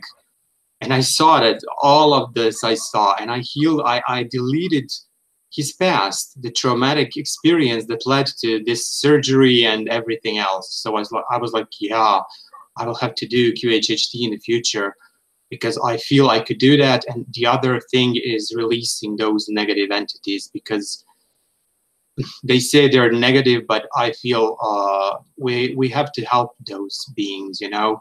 Someone call them entities, energies. I personally think it's maybe a thought form that have memories of their creator, so they think they're like souls. It's not important. So, but we need to help, and QHHT is a way to do such a thing. So we can send them into the light and explain them that it's not good for them to stay, because they're feeding on us, and they're miserable as much as we are. So there's no need to stay. And I don't know, will I do that in the future? Maybe, but Archangel Michael told me I'll be exclusively channeling ETs. That's my life purpose. And again, that's a great thing to say, Alex, too, because even if QHHT isn't necessarily the thing you're going to end up doing, it was the catalyst that brought you to where you were. Exactly. And if that's all that matters, it may not be. So just by you not making it being about that, you're actually allowing it all to unfold and saying, you know what, maybe it is about that, but maybe it's not. Maybe that was just the avenue for me to get to the path I needed to be on to find out what it is that I'm supposed to be doing. And that's okay. And you know, again, we don't want to stay in situations or relationships or jobs that are making us sick. And the same thing with the idea of once even something spiritual can become part of our old matrix if we let it, if we're not careful, and saying, don't apply the same three-dimensional bullshit to your new stuff, because then you're just gonna be holding back on your new stuff too. You know what I mean? So there's and this is another thing about dismantling the matrix. It's about allowing yourself to be led to where you need to be, but then don't use those old thoughts and beliefs and fears, and don't apply those things to your new thing, or you're just going to prevent yourself from moving into the new earth, the new being you are, and the real reasons you came and the things that you came to participate in.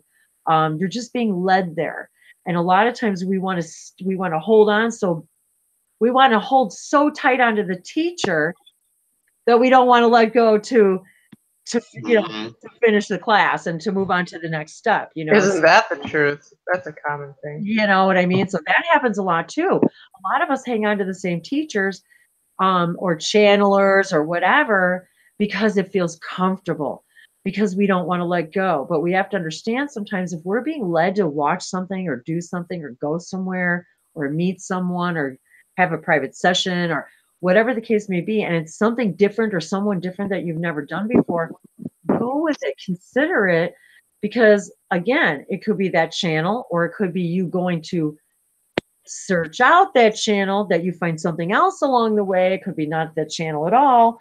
But the point is that you're allowing yourself to be open to more possibilities, because you're higher.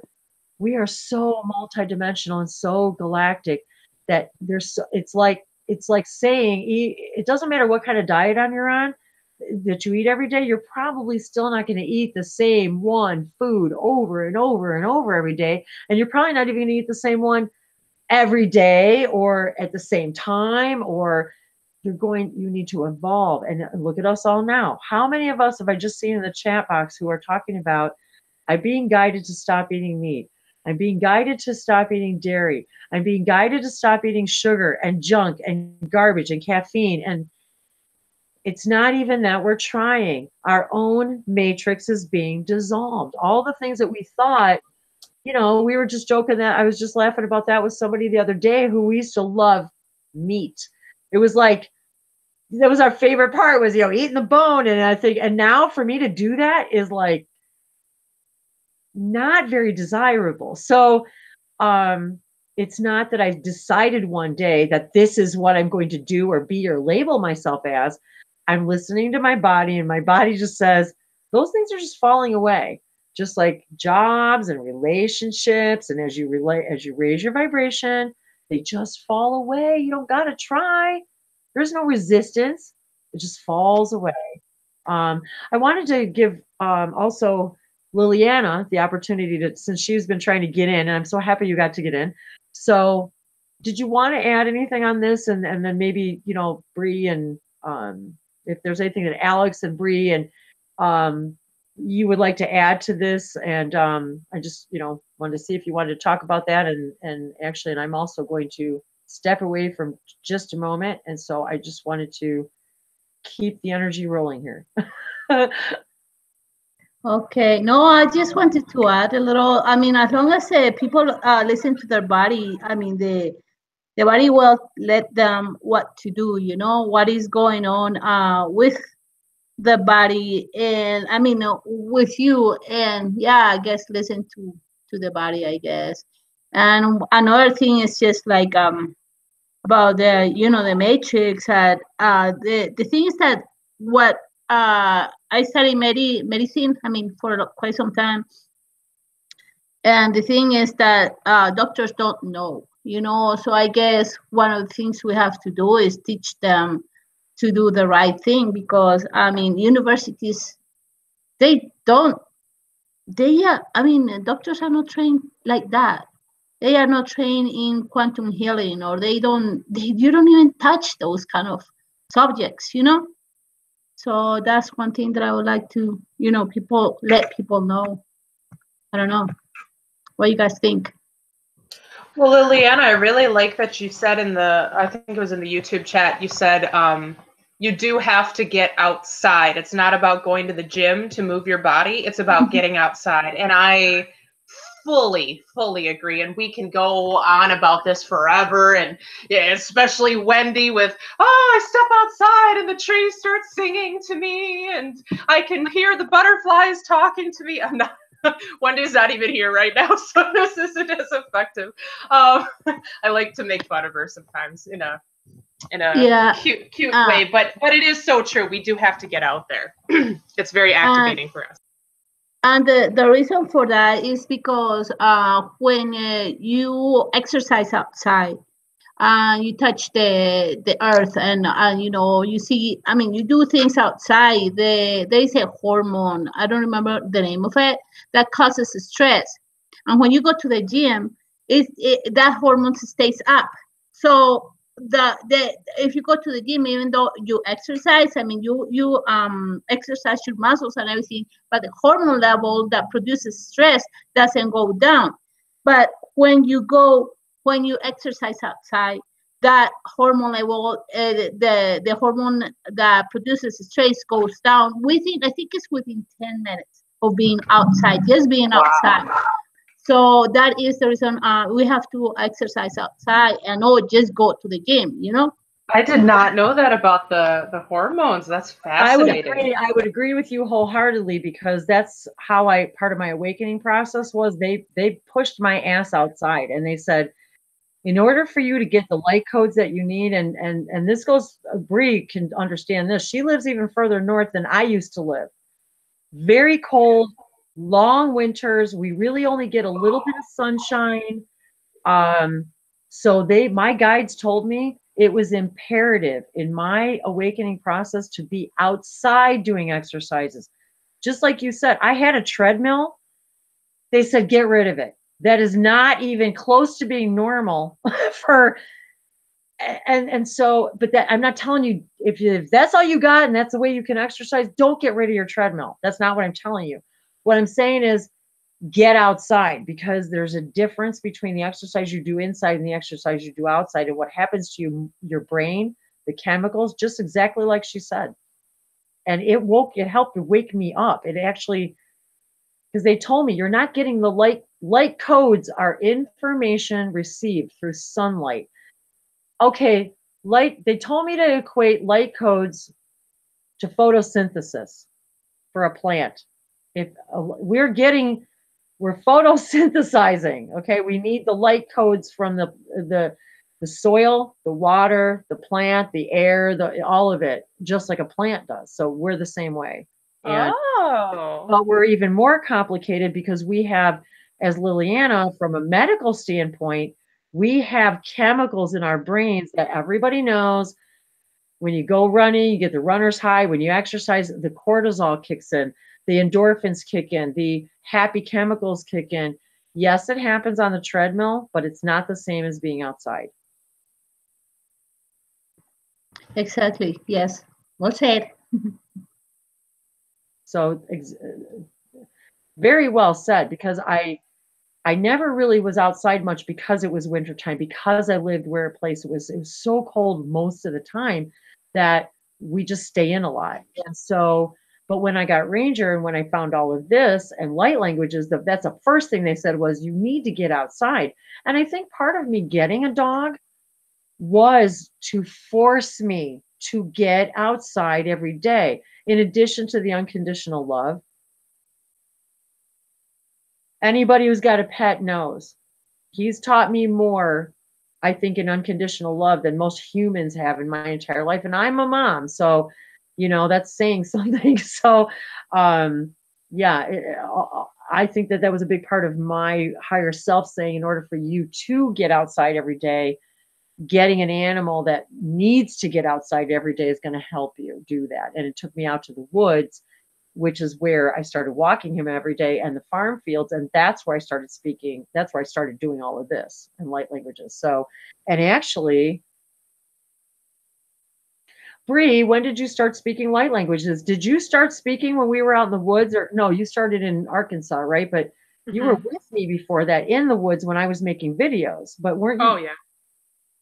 Yeah, I was. Because I'm trying to think, weren't you already speaking then with me there?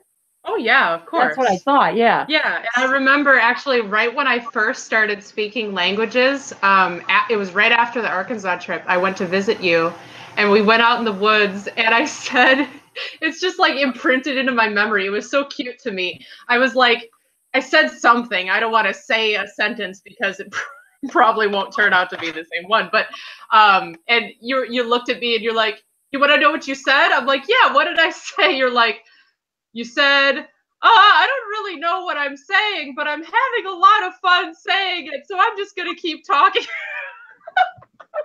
Which is like, okay, yeah, that's certainly what I said. So yeah, if anybody wants to, they can go look through some of my old videos, and you'll see us in Arkansas, and you'll see us in my backyard with Bree in the woods, and she was all nervous and stuff. I'm so nervous. She's walking around. I had the best day ever one day because she was with me, and she got to hold my camera. It was the first time I ever got to do a light language video where she was walking around filming me, so I didn't have to hold the camera. I was so excited. Her hands were probably really excited. I was like, my hands were free, yay! And actually, I really want to mention how. Hi, puppy. Oh my gosh, who is that? Hi, puppy. Oh my gosh. My dog's outside with. He's outside. Oh, how cute! The little face. I love it. See, I love dogs like that. They always make me giggle. It's just like something about their face. It's like, why are you so cute? I just wanted to mention about the light language. I think it triggers our light languages too, don't you, Bree? It does. It does. And I'll say, Wendy, I'll never forget when you said the trees, the nature, the plants, the flowers, the grass, everything, the rocks, the dirt, the ground, all of it is literally singing its own light language. And it is activating us when we are outside. You know, it is it's downloading us with the frequencies that we need. And Wendy, I think that was one of the reasons too that you had said your guides wanted you to do the videos outside, was because there's a whole symphony of frequencies in the background that are outside of our audible range as human beings. It's like beyond ultraviolet light. You know, when we think of stuff we can't see, there's also stuff we can't hear. And that is the nature, the unconditional love of the nature. So you're absolutely right, because when the emissaries of the light came to me when I was outside, that's exactly what they said to me, because I still wasn't doing the videos with my face on them. And they actually said, you know, well, it's not about you. It's about the light languages, and all we want you to do for now is just film the plants and the trees and the sky and the sun and the soil and stuff, because they are, like you said, emitting music that one. And then now you and I have been talking about this for years about plant music. If you guys haven't already seen, I've actually got I think I have a playlist on my Languages of Lights channel of music that from plants, and where I found different videos, because they literally do sing. You put electrodes, an EEG machine on a plant, and you can hear it sing. This is not. Yes, and they figure it out themselves when the electrodes get put on. They're like, oh, I can do this. The other one starts, then they each start getting louder and louder and louder. But the thing is, you guys, when we're walking through the meadow, we don't hear it with our ears. It's like a dog whistle, but we hear it. We hear it. And so, how many dogs do you have? So far, that's 3. Liliana's showing her doggies, so she's. I just wanted to make you laugh a little. Yeah. And she's got one of them's got purple ears. I'm like, her ears are purple. No, it's my daughter's business. She has a doggy daycare. That's great. Aww. That's what it is. It's, you know, the world is singing to us and we don't hear it. And if you guys go on and look at these videos about this plant music, if you've never seen it before, I'm telling you, you're going to be like, no wonder I feel so good when I'm outside, because everything's singing to me. And then when I found out that the hybrid children, and no, I don't want to get on that subject, but but the hybrid children, they also speak to us through that way, and the sign language and the light languages, and they speak to us through the plants and the flowers, because they are on higher frequencies and they resonate with that, and it's a way to communicate with us, their human parents. And so that's a whole nother thing that I've been guided to throw out there is it's a whole nother layer and level of how our universe and our spirit guides connect with us. Haven't you guys ever been sitting outside and you just look at a bird or a leaf on the ground or a rock, and you just, don't you, like, haven't you ever had an epiphany or a message, or, that you're just, and all of a sudden the most amazing thing happens to you, and all you're doing is sitting and like having a conversation with a bird, and it's not even that it's a conscious conversation. You might just be listening to them, but you're connecting to source energy, and there's a piece of information, a light code, a message for you through source, through your guides, through that bird, whether you believe it or not. Right, Alex? Yeah, I just wanted to say I had this experience like maybe 2 months ago. I saw two ants coming towards each other, and you know how they say hello to each other. It looks like they say hello to each other. And I was like, I saw that a million times, but this time I was like, oh my God, I see God in this. This is God. That was so different experience. I almost started to cry because it was so beautiful. Two ants, and I'm like, oh my God, this is God. Amazing. That's what I'm talking about. Yeah. That's what I'm talking about. When you can see God looking at two ants, then you're getting it. You're connecting. And when you can have tears running down your face looking at two ants, you're like, this is what bliss is. This is what it's like to connect with my higher self, and all that is, and hearing information from my source, and and then when you see those two ants, sometimes I'll look at something like that and I realize, look at all the weird looking beings. And when I say weird, that I just mean that don't look like us, that if someone were to come from another planet and let's just say they look at one of our a rhinoceros. Now, seriously, guys, come on. If you came from another planet and you were face to face with a rhinoceros, tell me you wouldn't be like, oh my God, what is that? And the same thing with an ant or a bee. If a bee lands on you and you come from another planet and you're looking at it going, well, what is that? And that's making a weird noise. And all of a sudden it lands on you, and before you know it, it stings you. You're like, what is this? So we don't even realize when we we're so used to what we see on our planet, but what we are not realizing is this is a prerequisite for what is out there out in the cosmos. That if you can see a bee this big, there's planets out there where the bees are 30 feet tall. So, you know what I mean? And so we're grooming for our whole planet Earth is a reflection of everything that's out there that we brought here to get us used to that idea of connecting with all of these other beings that, you just look at really seriously, guys, start and look at the world around you and start looking at the plants and animals and how bizarre they look, and now picture yourself looking at that stuff on another planet, or picture yourself being on another planet and coming face to face with, I don't know, let's call it something that's completely benign, like, an elephant first came to my mind. It was really weird. I've had elephants energy on my brain. And then yesterday I go to this place to get my haircut, and I go in the washroom, and there is a giant sized picture of an elephant on the wall that was so cool looking. I took photos of it. It was like, so that's what so I'm connecting to my elephant, senses, right? So, but that's how that synchronicity happens, where I've been thinking about elephants and I see an elephant, and then you have to ask yourself, okay, what is it about the elephant? and the elephant frequency, that's a message for me in my now.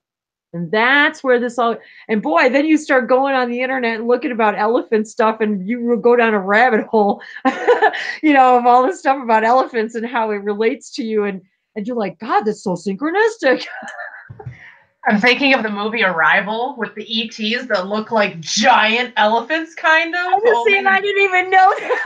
Oh my God, it's so cool. I love it. I loved that movie. Everybody needs to watch Arrival now. It's like about accepting, like about looking at those two ants and realizing that this is me accepting God or source or whatever you want to label it in everything. This is me recognizing source in everything I look at. That's ascension. I mean, and then Alex is like, oh no, I'm just, he was talking about his, the angels the other day and being, you know, and feeling emotional. And it was like the thing that the fact that you even can, Alex, is what I was trying to get across to you is that not everybody right now has that capacity for that kind of attunement and intuitiveness to feel that kind of emotion. And this is what everybody wants. Everybody wants to feel that connection, that bliss to all that is.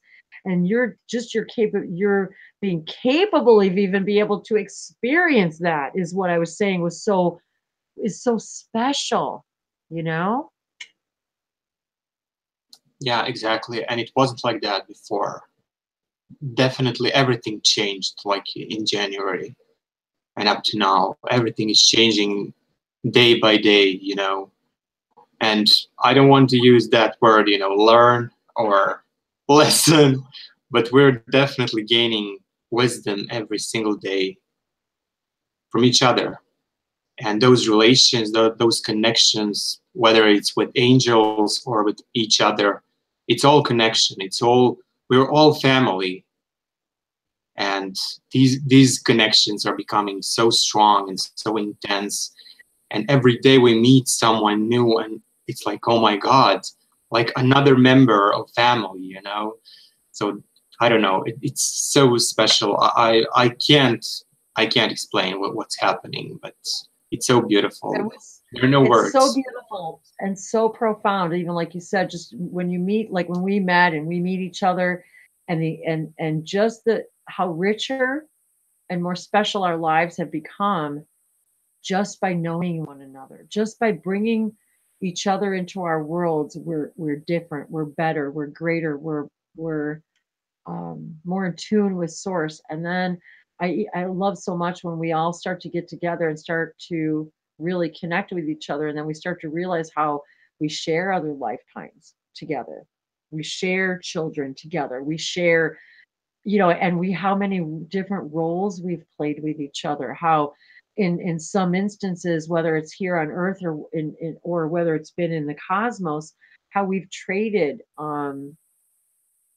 experiences with each other, and how one time we're each other's children, one time we're each other's mothers and fathers or cousins, or we start to feel these interactions with each other, and it's really crazy. I love it. 333, yes, and this is a perfect. It's 333 on the clock right now here on our time, and actually I was going to say that too, that we should probably see if there's any other people who'd like to comment or leave any, you know, information or blessings or experiences. And 333 is a perfect synchronicity to talk about this, you know, this idea of coming, you know, full, you know, body, mind, and spirit, and connecting with, when we connect with ourselves and our own body, mind, and spirit, it allows us to connect with each other and experience each other and express with each other in a way we've never been able to before. And that to me has been one of the most beautiful and magical parts about all of this. You know, how, I don't know about you guys, but about 5 years ago, I could never imagine telling a complete stranger across the world how much I love them. I mean, just not to say that I wasn't capable of it, but so, and I think you know what I mean. So, yeah, anybody who wants to, you know, comment, Alex, anybody? I will give a blessing, but let's ask other people. Do you have anything to say? Speak like up to and be speak bold so everyone that may hear what you have to say, as Bashar would say. Hi, Felix. I would like to speak some languages. Hello. Hello. Okay, I guess this is go time, huh? All right. Yarech yakatawis ono horati shahowa tahasau ki itis yatias ara au no toko osho hiti sar ani kia hasa also osho henia hasar isao hoka yoto hoes ash initis yar aus ono hea yasau ki era aus oro shokantik isiare esotak eta. Oh, I love it, Brie. Every time I hear you talk, it's like I hear the Japanese, the Asian. Oh, tell me about it. It's and so yes, everybody who's ever asked that question, galactic languages are our languages here on Earth are definitely directly connected to the galactic languages. And yes, a lot of them. Some will say, "Oh, you sound like you're speaking Chinese or Japanese," or sometimes you sound like you're speaking Native American, or sometimes it. Because they all originated from the stars, you know, we all have all of this DNA. So, so every time I hear you speak, I always hear that inflection in you too. Plus, Bree speaks Japanese. Yeah, and it's worrisome, honestly, because I hear myself in my light language saying strange words in Japanese, and I'm like, oh God, if a Japanese person were listening to me right now, they would be like, why are you like, that's not Japanese. Like, it's weird. So, yeah, but that's okay. So that was just another thing I wanted to throw out there, because if somebody's listening later or now or whatever, that people have asked that before, you know, how is the connection between, you know, light languages, or why do you sound like you're speaking, you know, like in Native American or you know, Chinese or something? Well, because that's the reason. So yeah, it's fascinating. Actually, this is invoking me. This always makes me feel silly, so please bear with me. But I'm good at feeling silly. Inihia usha yanara sokot isinit ik aur ot es at ik ara is isho huana yati kao so ishana how kai ti ai tawa. That was awesome. see, so for anybody out there who's afraid to speak languages because you're afraid what you're going to sound like, see, there's so many different dialects. Isn't that awesome? It's fun. It's so much fun. Oh, It is fun. You want to go? Do you want to go? Do you want to say something, Moon? Well, why not? Why not?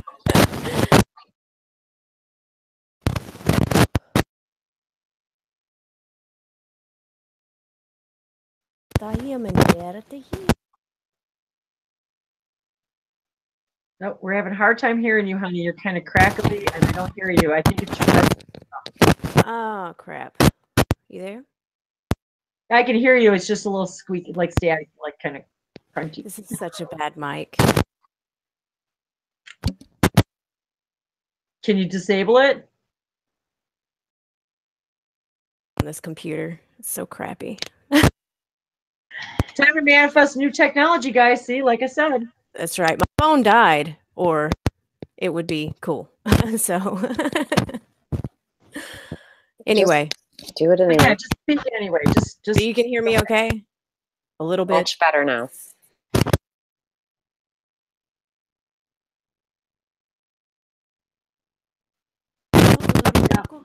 Apparently not. No? Keep going. Keep going. Biara takihi no no skori kia takaskara ti kaska yena nera takio toko horo toko kashtina.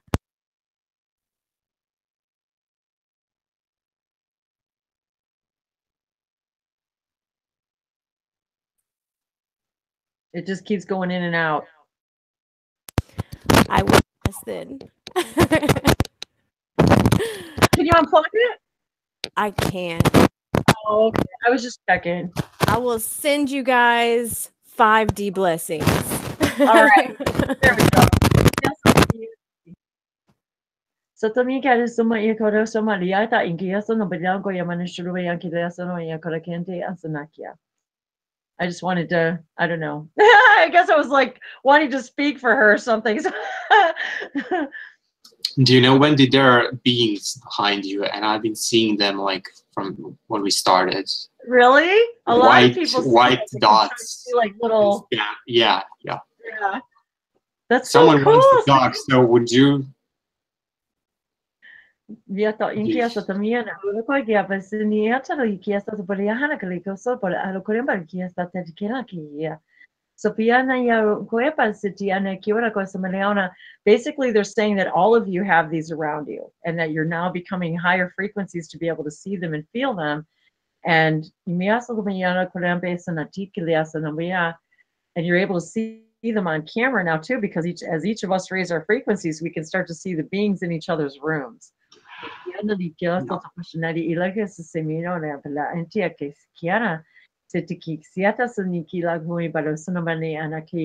lot of times if I'm doing a video, I might see them floating around, or I may not see them at all, and I don't see them until after I'm watching the video. So they're just wanting me to tell all of you, they're all around you. You are supported in ways and measures that you cannot even begin to comprehend. And they're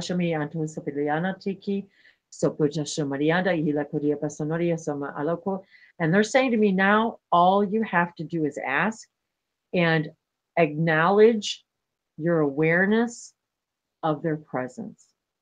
Acknowledge your awareness of their presence. They're telling me that is huge, huge, to speak light languages, if this is what you desire, to connect with your guides and your higher selves. Simply acknowledging your awareness of their presence is a gift to them that is so, because Alex, you said this, we were talking about this last night, and I know we kind of, but about how frustrated they must get that we don't know that they're there, but no, they really don't, because they don't really operate in that frequency, because they really don't. But the point is that doesn't mean they're not grateful when you do acknowledge their presence, because now they know you've given the energetic, etheric permission slip for more. Because just like everything else that we've talked about before, if you don't understand a simple math equation, why would somebody give you an algebraic equation to figure out if you don't understand basic math? It's not that you're stupid, you don't understand it, you don't know it yet. So the same thing with your guides. Once you become the frequency of feeling them in your heart space and knowing they're around you and acknowledging their presence, they have a party. They're like, yay, oh my God, they know we're here. And you can feel that joy, Yes, you can feel it. You're going to feel that immediately rush back, like Alex said with his angels. As soon as you acknowledged your angels, they went, oh my God, we love you so much. Here's all this love back, because now we know you feel us, and we're going to give you more, because now you want more, because you've said you want more. And so that's how that works. Isn't that great? It's wonderful, And those beings, they're all the time here with us. I didn't know about my beings, but I know now. I know. So Exactly. And it's such a good feeling to know that even if you can't see them, to know that they're here, they're always been there, and we've been talking about, many of us have had this image of what a guardian angel is all of our lives, or that we've been talking to them all our lives. But now that we get it a little bit more, it's allowing it into our heart space in a different way. We're able to feel them rather than think them. You know what I mean? It's not just an image anymore. It's not just something out there. It's like, okay, this really is a part of me. I really am connected to this, and it's, and just like Bashar said, or, what you put out is what you get back. As soon as you put that love out of that awareness, oh my God, do you get it back? It's like immediate. It's so interesting. And it's Yeah, very I emotional. wanted to thank you for sharing that message you just received. It's wonderful. It's very emotional for me sometimes, you guys. Like the things you guys don't see, the things I don't talk about on camera, the things I don't talk about in my videos. There's a lot of stuff that happens to me I do not talk about. And even yesterday as Echo, and it's so weird because Tammy pops up. I'm just gonna ask Tammy if she wants anything, if she wants to say anything. See our telepathy. It was like Tammy, that's a perfect example of just like Alex. One day I didn't know her, the next day we're like, oh my God, what just happened to me? I met my sister of many lives and we can't get enough of each other. It was just like, I mean, it was just like me and Bree. It's just like, oh my God. And I even told, didn't I, Tammy? I even said, oh my God, you got to meet Bree and we got to, I mean, because all of us are so connected. And I talked about Liliana, I talked about Maury, all of you guys. I'm just like, it's all about, it's like we bring each other with us now wherever we go. We bring all of us together with us wherever we go. I don't know how to explain it. And so I had this experience with Echo. Echo is, and I've done a couple, maybe one or two videos about Echo. Echo is, and I don't know, it's like my Sasani counterpart, my I don't know if it's a part of me. I don't know if it's me later. I don't know if it's part of my, I don't know if it's another being that I've just connected to. But when I feel like I'm connected to this being that tells me their name is Echo, and the reason why we came up with the name and all this other stuff and all these stories, and I mean about this information coming through and my connection, and I was just in tears of the love and the information and the, oh my God, is this actually happening to me? You know? And so then this is so weird how this happens, because then I meet Tammy, we're talking, and she says this string of words to me. And one of the first ones is Echo. And I went, oh, you must have seen my video. You must have. And she's like, what video? What are you talking about? And I'm like, Echo my, she's like, I don't have an idea what you're talking about. I've only seen one of your videos, and the only other video I watched was of you and your hang out with Alex. She says, that's all I've ever seen. And then the next thing I did was, she said, I went and started watching Bashar videos because all of a sudden I was told I should go watch Bashar videos. So I've only know when did we meet? This week, right? You're muted. Am I unmuted? Okay, now you're fine. Yeah, so, and she's like talking about Echo, and I'm like, how the hell did you know about Echo? This is truly explosive, and it's just the tip of the iceberg. I feel like I'm receiving steady broadcast, and it's actually extraordinary what's coming through. And no, and as far as watching Bashar, it was 5.38 seconds of a GIF that was collaboratively done with little vignettes. And it's amazing how rapidly, since activated by you, and also you, Alex, how rapid the acceleration of processing is. And each and every one of you have offered me something. My heart is exploding. And all of your light languages, for someone who's never heard them, identifies immediately with the tone, the dialect. There's no silliness at all. It's just the most harmonic, pure, divine, loving.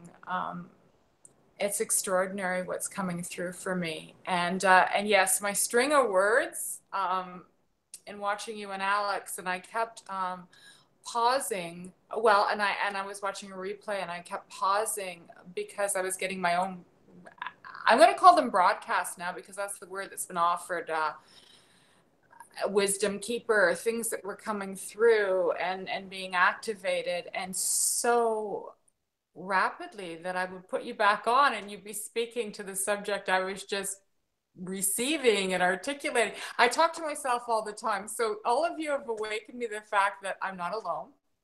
And we're all just walking away from our mainstream worlds. And nature calls to us all the time. Absolutely. It's my best friend. So all of you are as well. You're beautiful. Your nature essence is just gorgeous. But I want to say that the string of words for me, and I wasn't even going to mention them to Wendy. I never would I think that there was any a semblance of order or meaning to them. But I said, oh yeah, I said when I heard the word hybrid, I stopped and I paused and I said, no, I've never heard that before, but suddenly I had the experience and it was very immediate. And I said, and I was standing in front of the bathroom mirror. I said, how does someone learn to speak light languages? And it was like, we'll teach you, mummy. And I was given a string of words and I chant them now. They're a regular mantra. But today when I did it in the car, when I pulled in, I was receiving a radio broadcast in my ear. It was as though a transmission was going off and I was hearing as though it would be like, it was intense. And it was like staticky. There was like you were tap, tap, tap, tap, like you would be doing, what they call that in the real world escapes me. What do we call it when we send messages? Morse code? Thank you very much. That's what I was saying. Yeah, good. That's what I was going to say. But like a radio tower transmitter, it was coming right back, echoing in my ear. And the words for me and the mantra is it's oak. So it's like a long oak, ripple, willow, echo. But I will go very long on these and lose my breath. And I don't require much breath going back in and a very long breath out using each word now. But then later I was given sizzle and cinder at the end. And all I said to Wendy was, I thought they were children, and perhaps they are. And they would say, Echo's so bossy. Echo always takes over the show because Echo, I'll have to say, and they'll say, Echo, get back in line because they like the sequence, but I like to break up the sequence. And then Wendy goes, oh yeah, Echo, blah, blah, blah. And I'm like, pardon? I'm like thinking, I don't know what's going on, but it's fun. Thank you. Sorry. Oh my God, Tammy, I love you. I know. And can you That's imagine? As soon as she said Willow, I'm like, I know. I'm like, we got to talk. But the beauty because I've never read anything, I've never listened to anything. You never, none of it, and so that you're describing on my own. It was just incredible, the whole thing, and then we were talking about and then I had to laugh when she said that about Echo, because now wouldn't it stand to reason that you guys, that any counterpart that I would have named Echo, that they would be the kind of people that would like kind of butt in. Talk a lot. Imagine that. So believe me, that didn't. The irony of that did not escape me. But then it went into the whole rabbit hole of Willow and Willa and Daryl Anka and the book Shards of the Shattered Mirror, which several people are reading, and we're talking about because it was like everything was an activation for us. And then it was like I was activating her, she was activating me. It was this constant back and forth, and it was like just amazing. And so this is what's happening. This is what's been happening with me. It happened to me with Bree, and it happened to me with Alex. It's happening every single person. Liliana, Bright Suck, every single person that's in this room has had exactly like she said, has had a specific effect on my awakening process, my own activation process. That's why we're finding each other. Yeah. So beautiful. And it's incredible. And this is how we can't get enough of each other. Bree and I would spend hours and days together. It was just, the time goes by so fast. And like, it's as if, like you guys were talking about today, the time just seemed to stand still. It would be like a whole day and a whole night would go by, and it was like, it just felt like a couple of hours. It was just so magical and so incredible. And that's how I felt with all of you, and just talking with all of you, and spending time with Alex. All of this has just been absolutely incredible. And every one of us, Michelle, how all of us at different times have had these, Michelle and I have done the same thing where we've hung out and talked for hours, and then it's as if we go off and we are living our lives and doing our things, and we have experiences, and then we come back, and as if your best friends, no time is gone at all, and you're just right back where you were about 5 minutes ago, sharing again.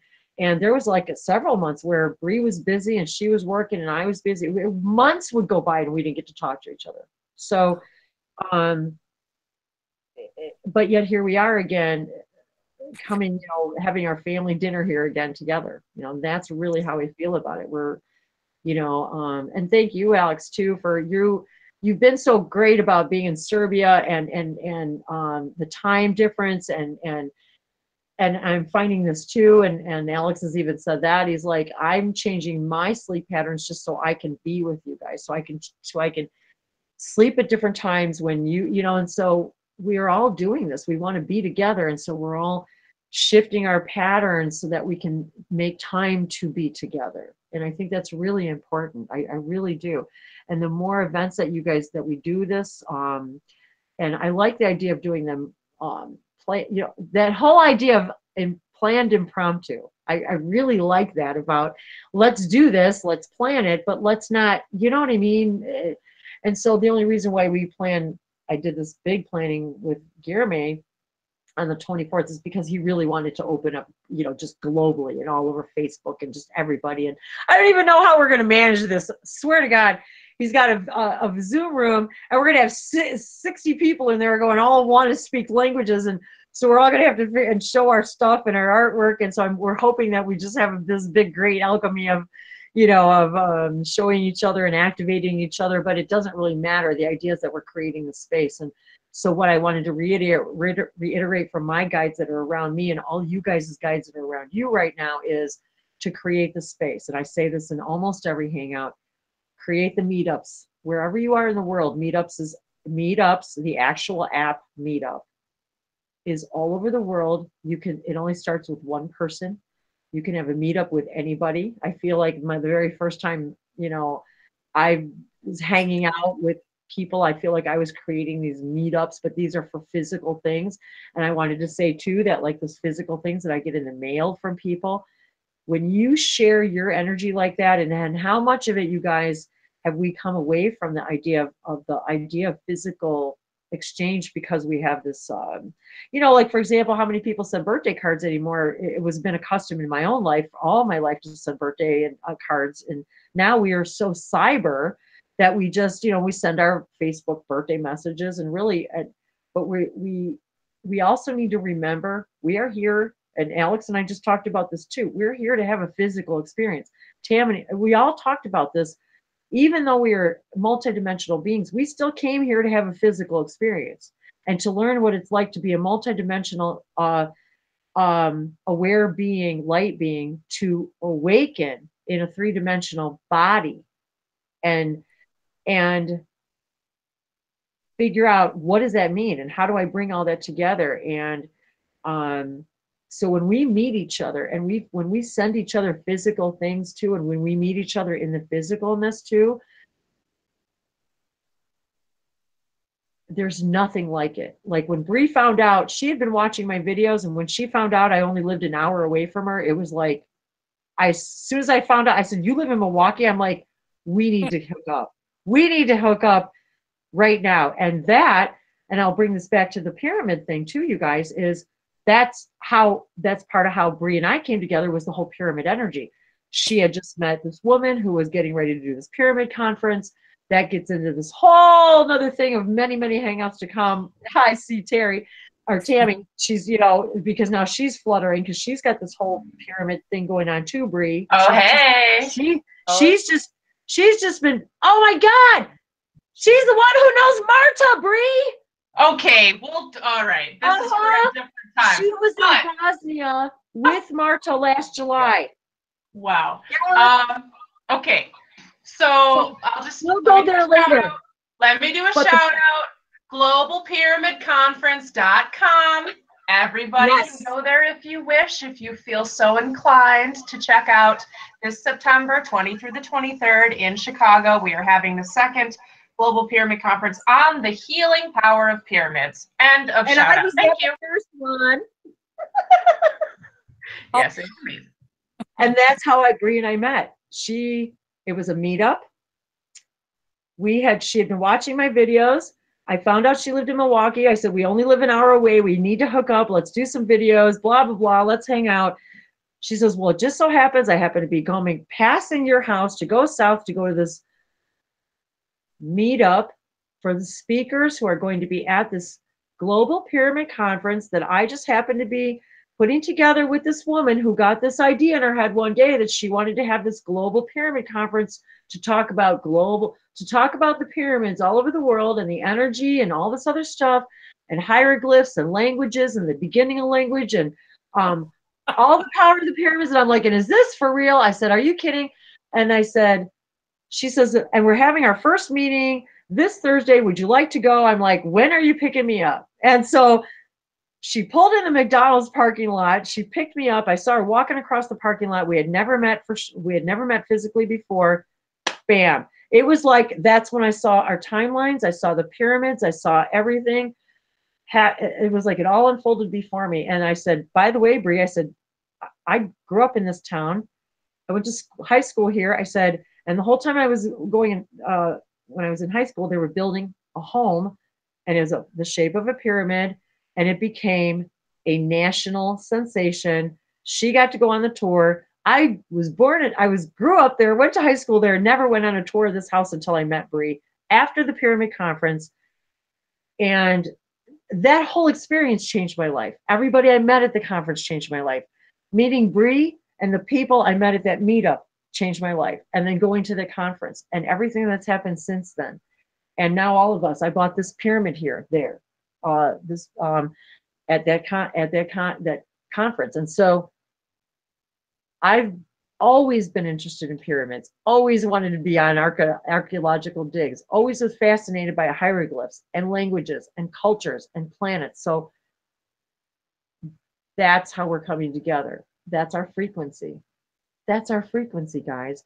And now, what are the odds?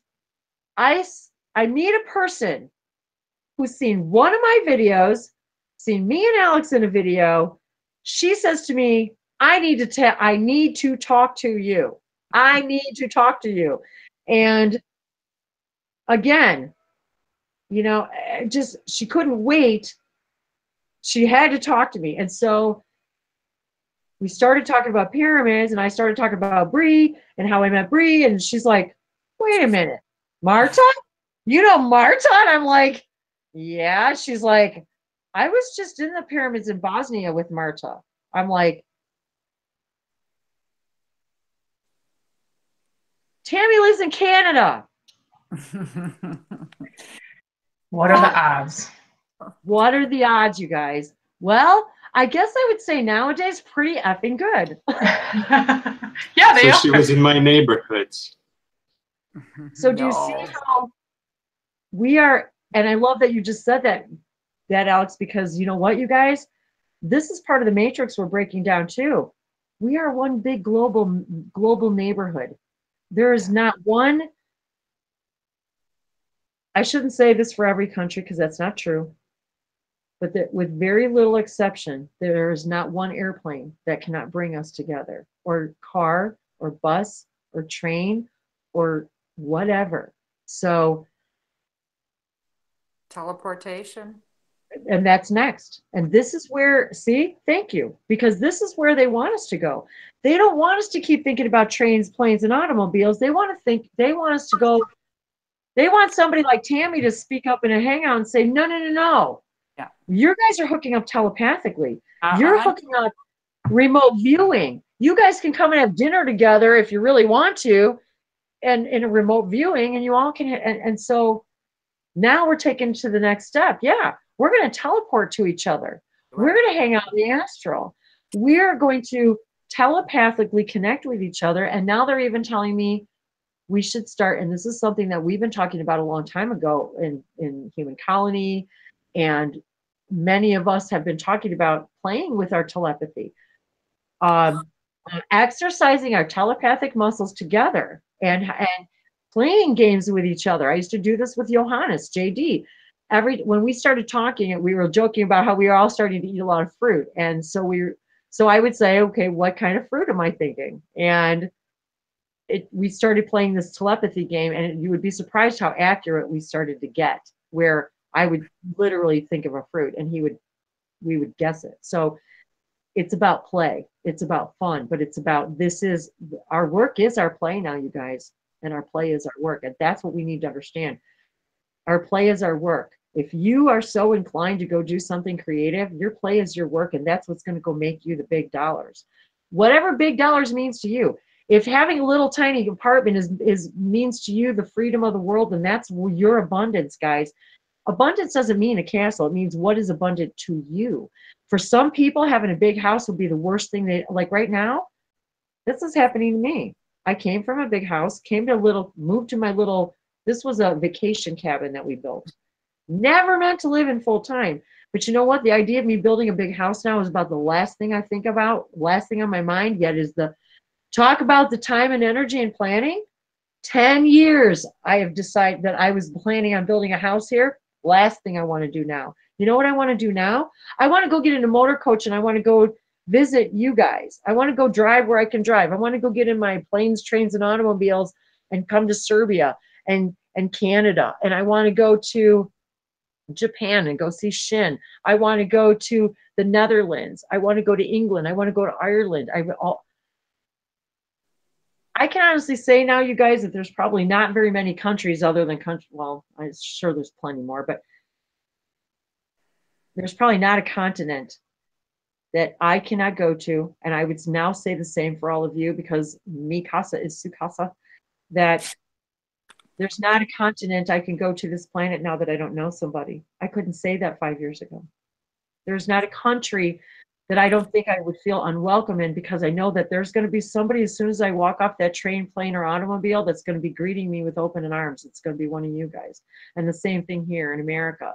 You know, I've got a lot of land here, so anybody who wants to come and pitch a tent, I may not have a guest room and I may not have a fancy place, but my house is your house and my land is your land. And if you want to come and visit me, here's a tent. Now, you know, so the whole idea is that I never felt this way before I met all of you. And here I am again in a, 3 hours into a hangout, because time goes by so fast, because there's not enough time to say all the things that we want to say to each other, and not enough love. And so I wanted to move on, and so I'm not continuing to talk. And I wanted to see too that I'm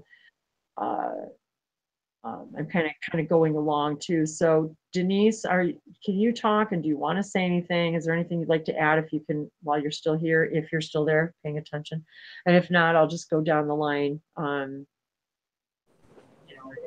you can't talk right now. Hey Felix, are you there? Do you want to say hi? Is there anything you want to say? Oh, you're talking to me. Well, I'm kind of going down the line. And I'm going to turn off my audio.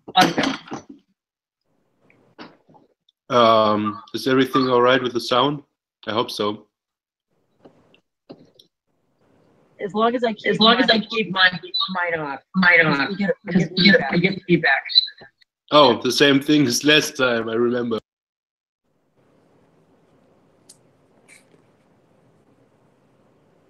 You can talk as long as I'm muted. Okay. Everything you said is pretty nice, actually. I'm sorry, I have to drink something. Just a second. And I had to think a lot about Bashar too, and that's really a topic that I very much got into in the last weeks or something. And so I could talk about that for hours. I even thought about asking you if you would like to share some material, but this is, I guess, not really something for a hangout to discuss. So maybe we can do this in a private chat or something. And I'm open to hangouts like this where we can start talking about any subject, you know, this kind of stuff. Let's talk about our experiences. Let's talk about this stuff. Let's talk about, you know, if you want to do it privately too, that's fine. But I'm happy to talk about whatever it is that what I've experienced or what I'm experiencing now, you know, whatever that is. So, but yeah, go ahead and finish. I'm sorry. Well, there are a lot of things that, for me, I think require some more time to really grasp the core concepts. Like, just an example, I stumbled upon this video about it's called ship-to-ship communication, and it has to do with the story of the prime radiant, which is basically something about that. I don't know. It gets really freaky. It's like everything is basically made up by the same particle and stuff. So if you really wrap your mind about it, that's some interesting stuff. But it can also, if you really spend your time and think about that, it can also, I don't know, it can get kind of weird too, at least in my experience. So, you know, where to go with these kind of ideas, really. Well, thank you for saying that. And, you know, that's one of the things that Bashar, for anybody who doesn't already know, but Bashar was the very first channeler I ever found. And I realized immediately I was part of that energy, part of that family, part of that whatever. And so I've learned a great deal about my connections to them. But the point is that that's exactly what the things that, and even Alex and I have talked about doing more events like that, about actually connecting to the Shikani energy, I even said this to Alex when I first met him. I said, there's a part of me, there's this Sasani part of me that is a lot like Bashar, that wants to be big and bold, and yet there's this part of me that hasn't allowed myself to go there yet. And because when we start actually talking about applying these principles and I tap into their energy, I sound a lot like them. I talk like them. I'm loud and bold and like kind of sassy, sort of like, you know, so it's kind of like it's more of a bold, I'm not going to let you get away with that kind of, you know, like Bashar would say. Somebody would come to the audience and say something like, yeah, I've had, you know, this, I just got, you know, and I didn't want to use a disease, but let's just say I've had this illness, or I had this terrible situation happen, and he would say, how exciting! He does not let you go where you want to go. He's not going to let you go to that frequency. And that's part of what that is, what they've told me as part of that energy of I need to let Echo out and say, you know, Echo's here to show us that, you know, what you put out is what you get back. And Echo's named Echo for a reason. And how we have ripples and what we do affects everything. And Tammy's smiling because we already had this conversation for a long time. And so I'm gonna burst. Okay. I'm gonna burst. And if I could just interject, part of I just want to offer, I'm glad you received the message that this is indeed what you're channeling, the Bashar, the collective. You're already doing the work. And I think if I might just offer, and it's it might sound a little naive, I think we need to, but it's how I'm receiving it. We are already in in this evolutionary state. So it's not a matter of we are going to start building this. We are living this. We are experiencing this, and we're it. And it's happening now. So there's no waiting for it anymore. It's just a matter of calling it in and owning it as our new truth. So telepathically, all of us are communicating right here telepathically. We've already teleported. We're present in each other's room. All those little light orbs that we see are one another around us. Oh, I love that. See? Don't you love that, Alex? Oh my God. Yeah, we're already in each other's space. There's no waiting for this to happen. I never thought of it that way, but what beautiful. See, and you're just into this situation. You're getting that instinctively that this is each of us we're hovering, our light bodies are actually hovering around in each other's rooms. Absolutely. Oh my God, I love that. Yeah, it's us. It's us, yes. That makes me feel so nice. Sorry, that you're all here with me. I could definitely continue forever, so I won't. Yeah, but it's tempting. Yeah, we won't even go into that, will we? So,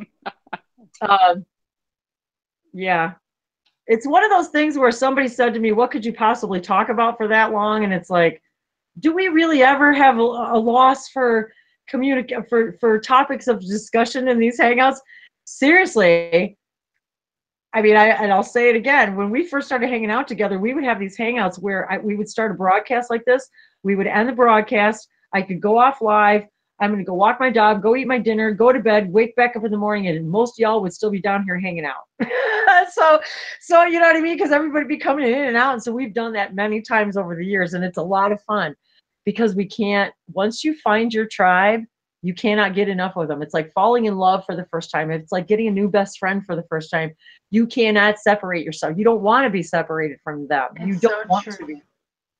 And this links up with what you said earlier, Wendy. You said, oh God, how did you phrase it? It was something along the lines of, you know, we are always with each other, and you know, we are always together. And when you said that, I got like these crazy chills. And then Tammy, when you're talking about everything you just said, more crazy chills. Just like, yeah. We really have to put our mind, we really have to use our imagination here, because as we know, imagination is not just imagination. It's fifth dimensional, real reality, just in a different, higher dimension. And we have to start thinking about this stuff. You know, yes, you know, best case scenario, yeah, in the future I'm teleporting around, and yeah, I am the light orb in your room that I just decided to sparkly show up and be like, hey, and in my future version of myself, you know, because there is no future and it's all happening now and blah, blah, blah, blah, blah. So it's so beautiful how this does all comes together. It's like we can't keep sitting in the limitations of, oh, well, you live on the other side of the world, and so this is so difficult, and how are we? It's more like, well, what is the best case scenario? How can I imagine this to be better than I could have ever dreamed, and then push that even farther. And the more that we keep doing that, thinking about our current reality in the most expansive, awesome way, that's how we do it. That's how we create that. That's what Bashar says. He says, envision it, take it to the highest vision you can take it, but then let go. Let go of the expectation of what it's supposed to look like and how it's supposed to happen, because to your mind, what you can envision is only the floor to what your higher mind can deliver. It's the highest thing you can envision, but to yourself, that's the floor to your higher mind. So you say, I want that or better, and then let go of the expectation, just like we talked about with Alex and his test and all of that. Let go of the expectation of how it's supposed to end, and let the journey be the experience. Let the now, because everything's now. Yes, as much as that's difficult to understand, Felix, that's exactly the way it is. And this is exactly what they want me to teach, is everything is now. we are all the same particle. We are, and I don't even understand it from a physics standpoint, but I know it in here. I know they tell me what to say. So now, does that mean today in my belief systems I can channel how to build and you know, how to operate a space-time antenna? Maybe, maybe not. Maybe tomorrow I will. You know, I don't know. But the fact is, the fact that I'm showing a person my space-time antenna one day and the next day some person I don't even know asks me about the space-time antenna. Come on, you guys. And being this person.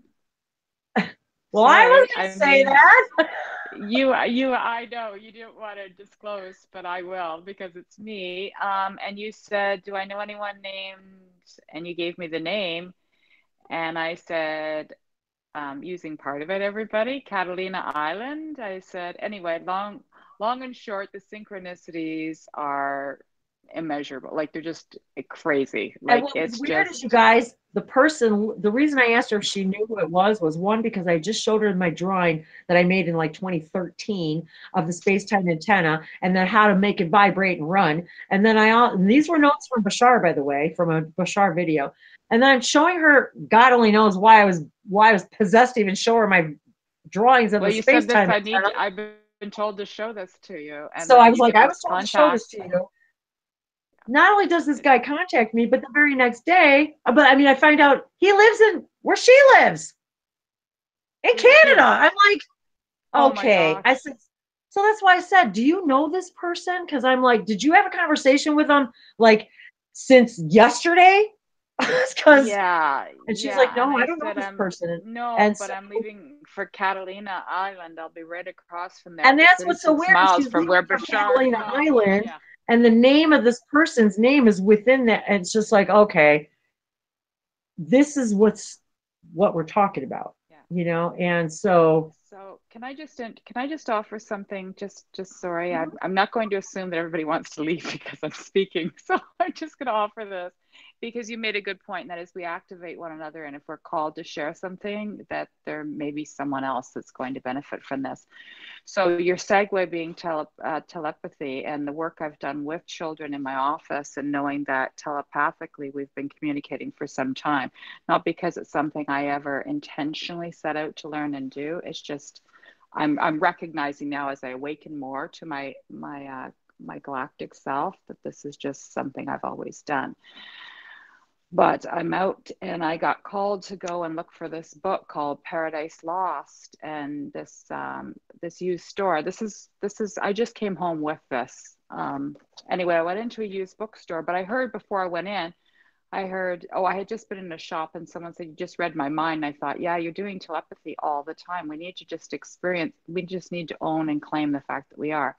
I hope you can see this. I enter into the shop, I inquire, and I said, your new age metaphysical stuff's at the back. She said, yep. I head to the back. My eyeballs almost pop out. I bought it all because it was there on the shelf. It's used. Is anyone familiar at all with this author? This goes back to 1950, Alice A. Bailey. The first book that falls off the shelf for me. Can you see this? Hold on. I'm going to put. Oh my God. Telepathy. Yeah, but look at the symbolism. Okay, this is, can you see it? Oh my, it's so shiny. Yeah. Look what's in the corner. Look at you guys. Okay, what you need to know is it's filled, it has an invocation, and it's filled with light language. It's filled with, I'm going to send you photographs. Your minds will pop. It's filled I got to buy this book. Well, no, it's an entire, if I read to you, I can read to you if you care. It's mind freaking blowing. The volumes that I bought, and it was used because these are very old. The field of her books are, it's all triangles, it's all light language, it's all, there's a thing in here, in Initiation, Human and Solar, Letters on Occult Meditation, The Consciousness of the Atom, a treatise on cosmic fire, The Light of the Soul and its mechanism from intellect to intuition, A treatise on white magic from Bethlehem to Calvary. Disciple in the New Age, Volume 1. It's all in the Aquarian. Fire. A discipleship on the New Age, Wait, what Volume did you 2. just say? Problems of Humanity. Yeah, it's all Aquarian light fire. Fire. It's all, yeah, for the Aquarian age. This was written, her work is, it goes back to, I mean, things I've never even heard. It's Problems of Humanity, the reappearance of the Christ, the destiny of the nations, glamour, a world of problem, telepathy, and the etheric vehicle. That's what I don't have here, but I have all of these books I purchased. The unfinished autobiography, education in the new age, the externalization of the hierarchy, a treatise on the Today. seven rays. I have two is volume 1, esoteric psychology, volume 2, esoteric psychology, volume 3, esoteric astrology, esoteric, and it's all about esoteric, volume 4, esoteric healing, and volume 5, rays and initiations. Unbelievable. And then Michelle posted in the side chat that she ran across a book today, and it's Support Your Invisible Power from 1921. So this is not new age, guys, is it? Oh my God, I have to say this. I just received like an information. Those books didn't exist. Those books didn't exist in our reality. They just appeared. Yeah, guess what? Can I read to you the Great Invocation? Because it applies to all of us. Oh, yeah, go ahead. This. Okay, and all of them had a bookmarker, ancient. This was published in 1934. Okay, the Great Invocation. From the point of light within the mind of God, let light stream forth into the minds of men. Let light descend on earth. From the point of love within the heart of God, let love stream forth into the hearts of men. May Christ return to earth. From the center where the will of God is known, let purpose guide the little wills of men, the purpose which the masters know and serve. From the center which we call the race of men, let the plan of love and light work out, and may it seal the door where evil dwells. Let light and love and power restore the plan on earth. I'm just going to continue reading what she wrote after that. The above invocation or prayer does not belong to any person or group, but to all humanity. The beauty and the strength of this invocation lies in its simplicity and in its expression of certain central truths which all men innately and normally accept. The truth of the existence of a basic intelligence to whom we vaguely give the name of God. The truth that behind all outer seeming, the motivating power of the universe is love. The truth that a great individuality came to earth, called by Christians the Christ, and embodied that love so that we could understand the truth that both love and intelligence are effects of what is called the will of God. And finally, the self-evident truth, and I describe myself as self-evident all the time. And finally, the self-evident truth that only through humanity itself can the divine plan work out. Alice A. Bailey.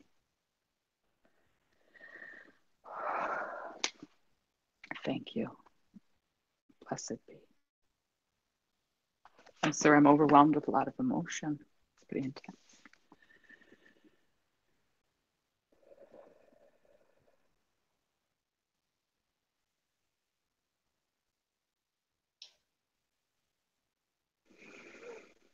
That's amazing. This is something I've never seen before. And I can share with you the diagrams, the light language diagrams, the radio tower, the triangles, the pyramid. I don't know if you can see this. I'll put this up. This is some, I got a cat in there. We have an instruction manual, folks. Oh, cool. So this stuff is just, I mean, this is unbelievable that you just found all this stuff, and you know, it just. And if you're ready for another like synchronicity that took me there, I was going to see a friend, and her husband was a prof and a literary prof, and I said, geez, I came across this Paradise Lost. He's a Milton. I don't know if anyone's familiar with his work. From Milton. Milton, okay. And I said, his favorite. She says, call him sometime. Well, I was calling to tell her I was late, and Ian answered. And I says, oh, I said I was to be in touch and talk to you about Milton. And I thought, well, you know what? I'm getting water. I may as well just go to the secondhand shop. I haven't been in there forever, and inquire as to whether or not she has it. And before I exited, I thought, because I haven't watched TV in 11 years since I got back from Egypt, and I read, but I haven't been able to read because I'm writing my own stuff every day. My own scripts are in my head. And I don't even write anymore. I just talk to myself. I thought, oh, I'll go back. And this whole, there it is. But I got the word telepathy walking in. I'm like, I have to tell them today when we hang out. Can we just say we're telepathic? Because we are. And I walk in, and there's all her work, and there's telepathy. And I opened it up, and immediately the activation, the vibration, the everything. I knew nothing about it. I said, how much for all of these books? And she said, the price on them is the half price on the market book. And I said, what if I purchase all of them? And she says, I can work you out a deal. And she gave me an incredible deal. Oh my God. And yeah, $47. She charged me $47. That's number 11 for all of them. And that's all. Oh my God. Wow. Yeah. And so I don't know that I'll have time to read these, but what I've been playing with is before meeting all of you, not even knowing I was doing this, I was saying, I don't have time to read this. Can I just download this? Yes.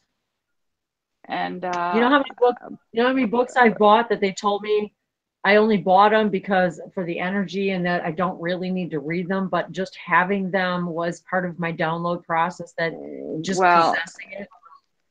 And you saw the triangle on this, right? That was, yeah, that's what I mean. That's all pretty incredible synchronicities. And this is what I'm talking about, you guys, too, is that it was interesting yesterday when I realized that everything in our life is it's not like I just realized it, but when you become ultra aware of the fact that, of any fact, really, of any truth for you.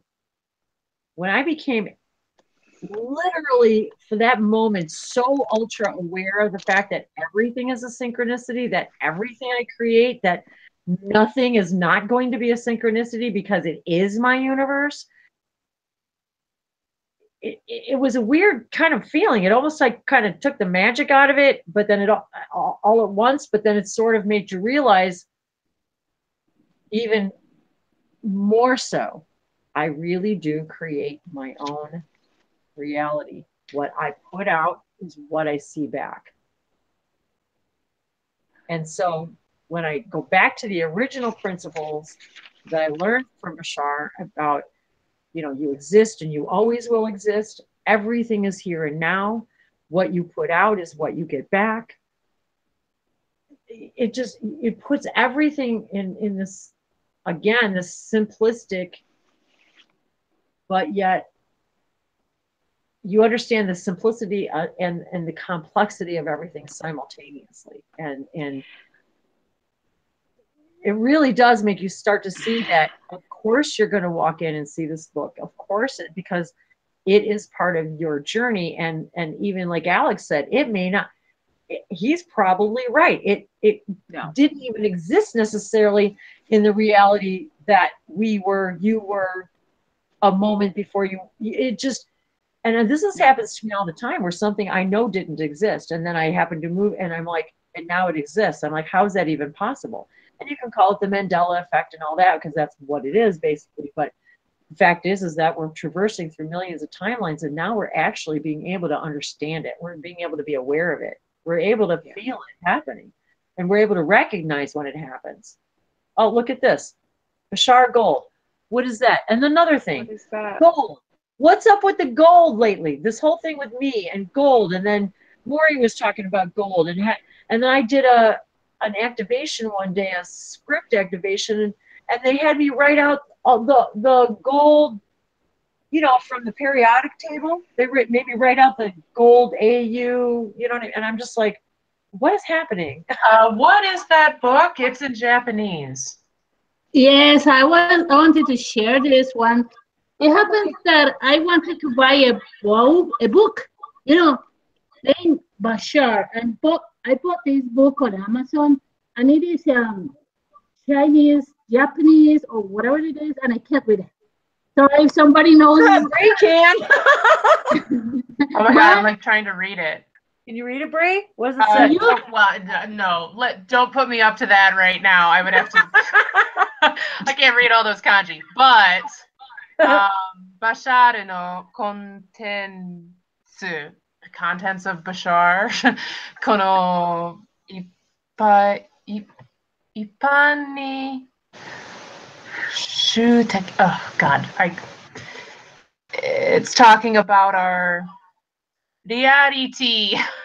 Reality, the third dimensional reality. This has got to actually be actual Bashar. Is this Ayako Sakino's? Is that Ayako's book? I think so. It's Bashar. So I'm Well, like, well, you know, I'm just gonna. Who's the author? Well, you can read it. To be honest with you, I bought it because I said Bashar, and like, okay, I want it.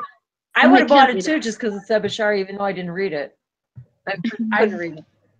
I think it might be hers. Because she's a Japanese channeler of Bashar. Yeah.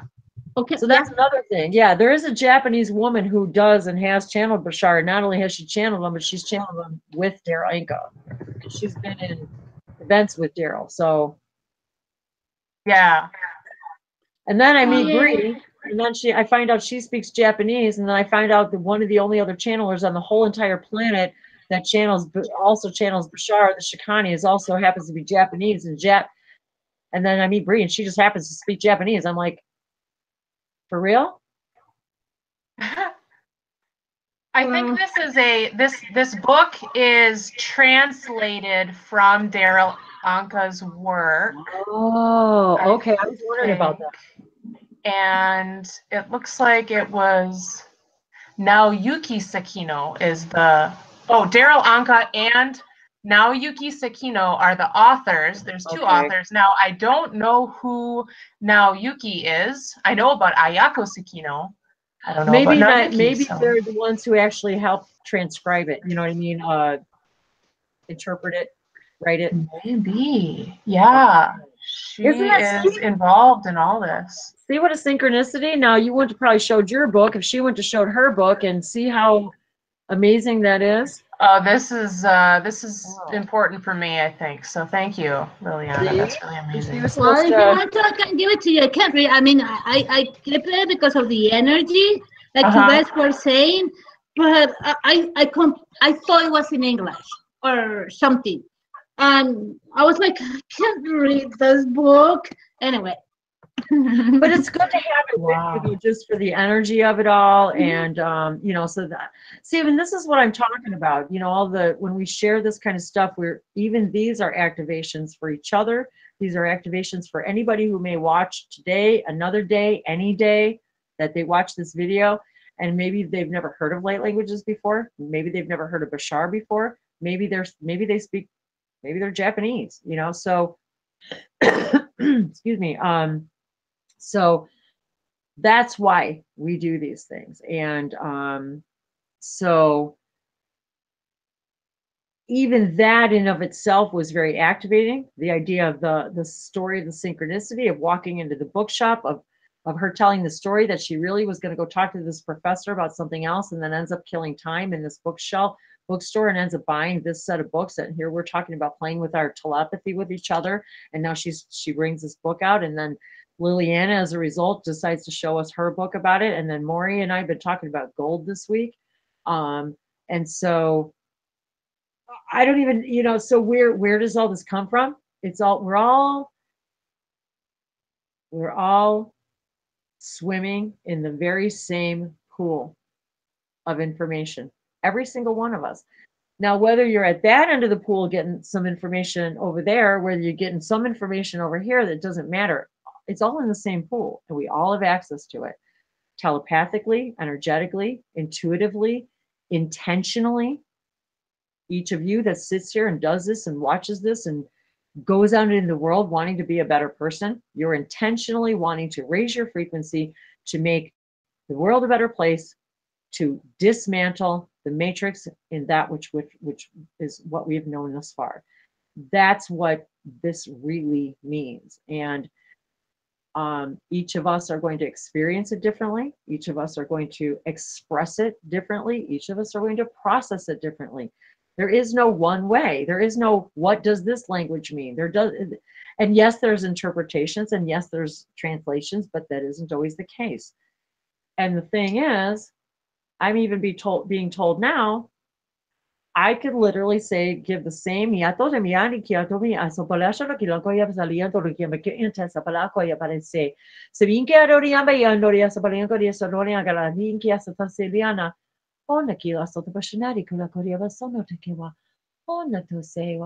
onde soko asha doga ziona okuso tushu umbo akua tu inga.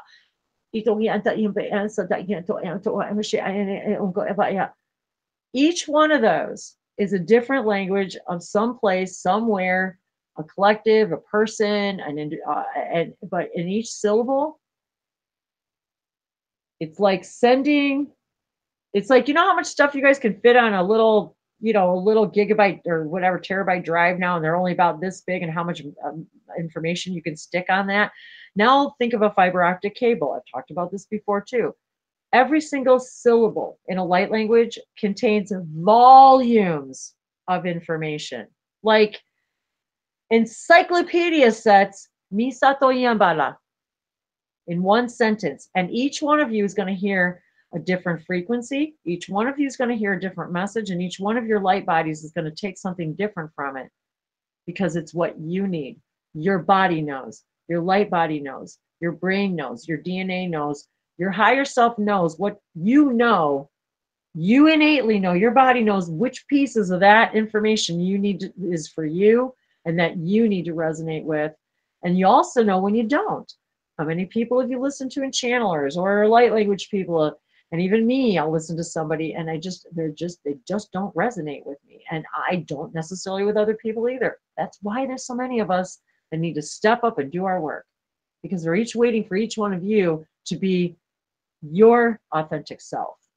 Yours, not to copy me, not to be like somebody else, not to try to learn a light language or repeat a light language. It's your soul language. It's the alchemy of your soul families, or your messages, or your guides, or your angels. So it isn't ever going to mean the same thing. And I will even have people tell me, and it's even happened to me. Well, one, I've watched my own videos, and it's like I'm crying as if I'm listening to someone else. I've had people say how and this has happened to all of us. I've listened to a Bashar video, or an Abraham video, or a Rob Gauthier, or Daniel Scranton, Wendy Kennedy, Nora Harold, all of them. And yet I will hear something different today than I heard the first time I heard it, because one, like Alex said, we're not in the same reality anymore. Two, you're not the same person you were before. Your frequency is not the same anymore. And the information I can hear, I can watch the same event 3 times at 3 different stages in my life and learn something brand new and hear something completely different that I didn't hear before. And we know this. It's just like a song. You can hear a song all your life. And didn't you ever happen to that, where you listen to a song and finally you realize what the lyrics really were, or what they really meant? And you just didn't get it until you're like, oh, that's what they mean. You know? Yeah. And not to mention the Mandela effects. My God, there's reality slips all the time, and they're wigging me out. It's fun. I'm always like, ooh, something else. It is happening all the time. But that can happen with these messages too. You know, there can be a channeling yesterday that happened, and you listen to it on that day, and you're like, oh yeah, okay, cool. And then, you know, a month later, you listen to it again, and maybe some of the information changed because you shifted realities. Absolutely. So anything's possible. Yeah.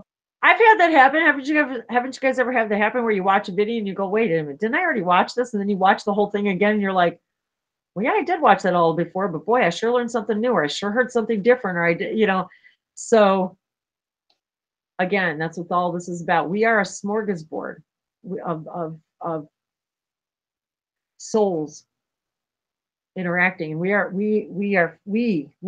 our consciousness is a smorgasbord of souls and information and languages. And oh my God, it just turned 4:44, so now I know it's really time I got to go. So but here we are, the angels are here, and it was just, now I'm talking to you. What possessed me to look at my device and say, oh my God, it's 4:44? Because the angels said, hey, psst, you're here to remind everybody that it's 4:44, because the angels are present, and that we're here with you. We're here supporting you. We hear you. We're here in your hangouts. We're here when you talk one-on-one.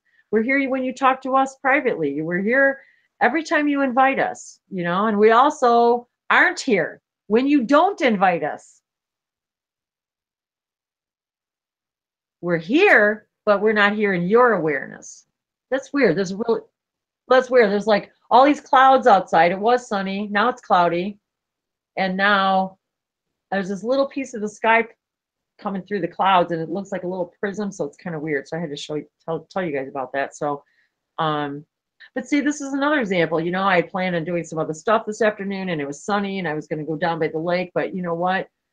This was where I was guided to be. And I lose all track of time, because this is what I know our guides want us to be doing. So, well, you remembered what I said to you the other day.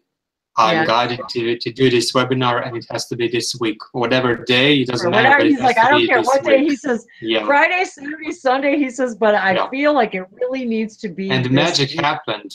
Look, the information that came through. Amazing. Absolutely. Each one of you is a channeler, a healer, an expresser of unconditional love. Never doubt your gifts and abilities. Never doubt yourself. Never doubt what you're capable of.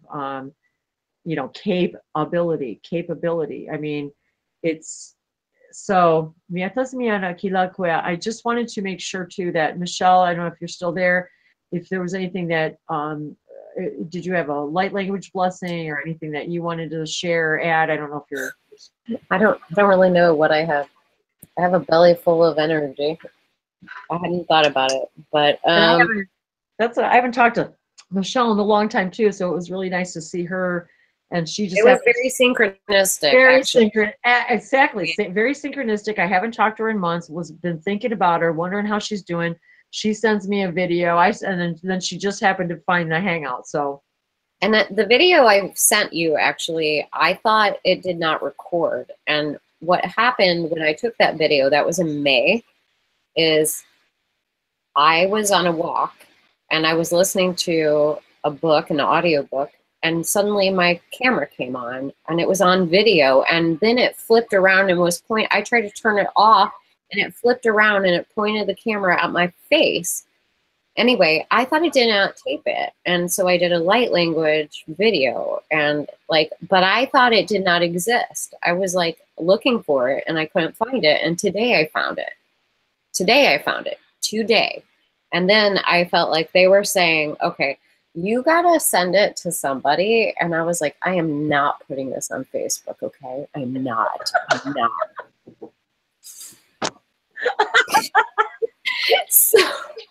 So I was like, send it to Wendy. She's safe. Wendy, she's safe. I mean, you'll see when you see the video. So I just spectacular looks moment. And I just saw it like a half an hour or whatever, hour before the webinar started. I said, oh, I got a message from Michelle. I'm like, what's this? And she sent me a video, and I'm like, what's this? And then I looked at the clock and I realized I got to get going and link to Alex and stuff. And so I was like, okay, well, I'll look at it later. Because I never, ever look at Google Plus, and I miss everything you do all the time. So, I know. So then I was like, so because I found that video, I saw, oh, you have messages on the side at Google Plus. I click on the message, I click on Wendy. It says I'm having a hangout at at 2:11. So that was not That did not escape my awareness. I have so much energy in my fingertips right now. It's fairly funny. So I've been reading, by reading, I mean listening to. I know what you mean. Paul Selig's channel text, and that's about stepping into your Christed self. And it's really like, it's unmistakable energy downloads, unmistakable healing, unmistakable energy. It is like, and then the next one, which is the Book of Love and Creation, and I practice doing, it's like, he asks that we keep track of our energy we're feeling for 2 weeks. And I'm like, are you kidding me? I would never quit writing. This is like crazy. Like right now, I have laser beams coming out all my fingers. Well, not all of them, only 4 of them. Okay. And then there's like hot, heavy, like clouds of like hot blue energy hanging out right there. And then somebody's ringing a tone in my ear right now. My chest feels like it's on fire, and my solar plexus like wants to belt out. Woo! Well, I was going to ask you, first of all, I guess I must have been feeling your energy, because I was going to ask you, I kept hearing, does Michelle want a tone? Does Michelle want a tone? And I kept hearing that in my head. And I'm like, one of my least favorite things to do is get on camera and tone. I will tell you that. Well, you have to. But I also have found that when I listen to what my body is saying, when I listen to my intuition, I do the thing I don't want to do, then I get rewards. It's like playing Mario. It's like literally like when I do these things that I don't want to do, that are for my highest good and the good of all, then I get coins. Oh my God, that's great. I'm gonna get the next synchronicity for the next cool thing that's gonna happen, right? Yeah. So it's like why don't you try to speak some of what you wanted to speak? Maya ato o so nanayate ato o shotkaha monanayata aya su ka nanaya ato o so nanayata monanayata ka ananaya asu utu unanaya sha'ai honanayata ka I no ayati iti nanayata monanaya setike ananaya honanayatse ananaya washata ananayat ko osa mataki hananayata os poda ka ana she ananahe onanay asa ka anan utu ananihi monane kate ananay aisato unanaha posha nananayata ka ananaya senanaya po nananaya nananaya mone ananayam.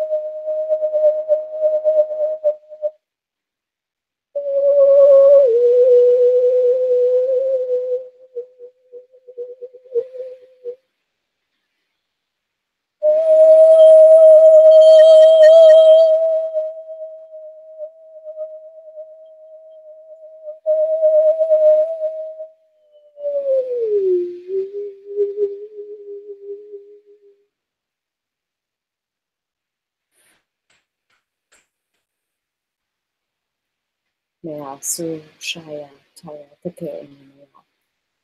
Menea teke enanea. O ate enanea. Unea sete enanea. Kote enanea sete onanea shoto ko onanea. Sete enanea. Oyo tu shimanea sata. Mateke enanea. Mananaka egesutuna.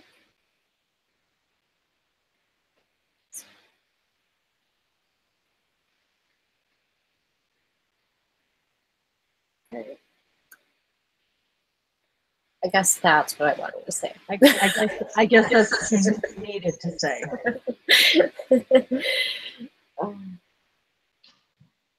This is what light language does. This was intense. It affects us in a way we don't understand. And even when you're speaking it, you're healing. You are, yeah. Thank you, Michelle. I haven't seen you in a long time, seeing, so you needed to be here today and share this with us. Thank you. It's good to meet everybody. Yeah, so Teshmia Akina Takia.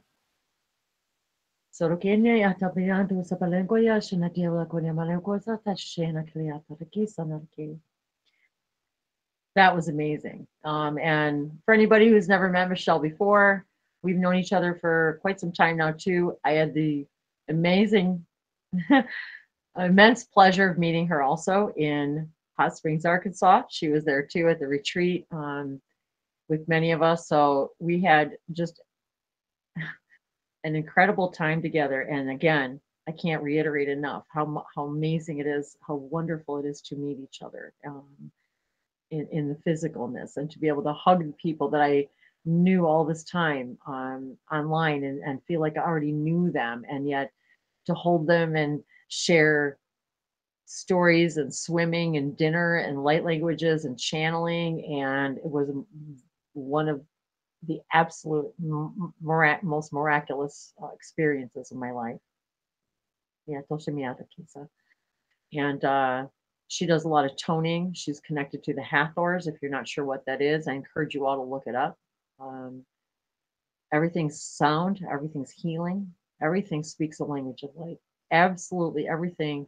And this is why my languages of lights is plural, because my guides told me that it's plural, because everything is emitting a song, a sound. Every planet, we know that we can listen to the sounds of the planets, that they make noise, they have their own resonance frequency. Earth has its own resonance frequency. We understand this stuff now. So the Hathors are one of those that have taught us to hear tones, and there's so much information that's embedded in these tones that again, just like it's another form of light language. It speaks to our core beingness, and it's like trying to define love. It's like trying to define what does it actually feel like when someone says to you, well, what does it like if somebody really didn't know and lived on a planet where they didn't understand what is love, what is that concept, what is that, how do you even begin to describe what love feels like? You can describe what effects it has on your physical body and maybe how it makes you feel, but it's one of those things that's very difficult to define. And it's just like light language. It's a language of love, and the energy that we feel together is palpable, but yet undefinable.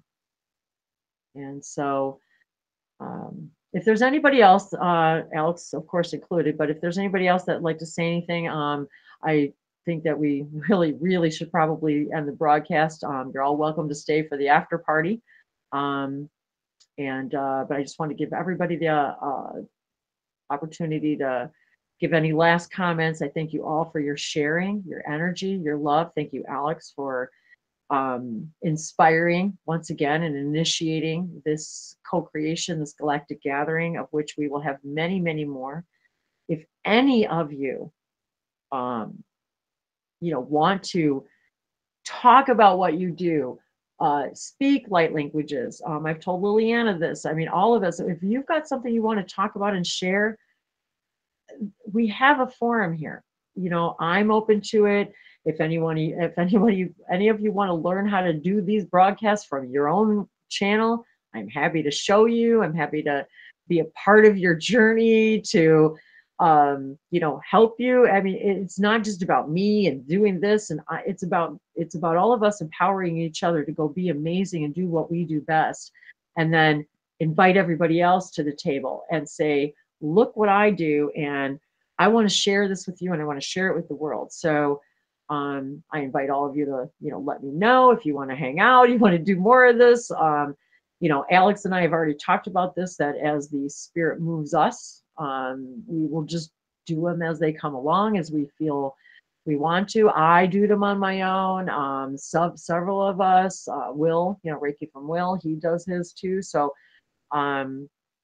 this event coming up on the 24th, I invite everybody, to this. It's going to be in Zoom. So we're going to go to the Zoom room. Guillermo Bastos is, so it's the Light Language Global Gathering. And so that's what this is all about, global gathering and bringing us all together and bringing love, sharing our experiences. How does this multidimensionality, how is it helping us navigate? How do light languages help us navigate through this world? How does channeling help us? What does it mean? Why is it important to us? Why is telepathy important? Why is empathy important? Why is co-creating important? That's what all of these gatherings are about. So anybody else? Alex, I just want to give everybody else a chance to talk. If there's anybody else that'd like to say anything. My love is immeasurable and literally ineffable, beyond words.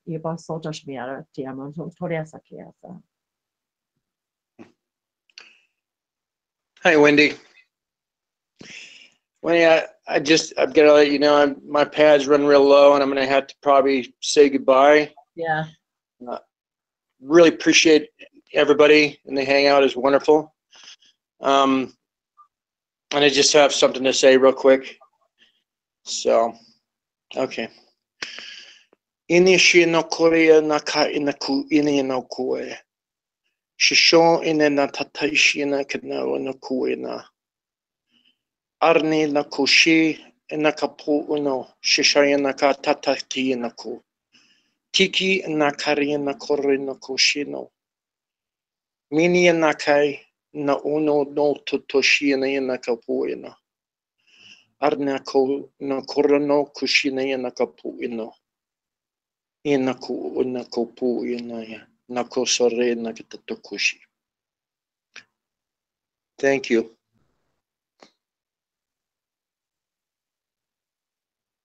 Nisatumi ki atani satwa onkai po uno nabasato sami elakatean shanati onokoya niasatosa, and your guides, our guides, because my guides are your guides and your guides are my guides, and this goes for each of us.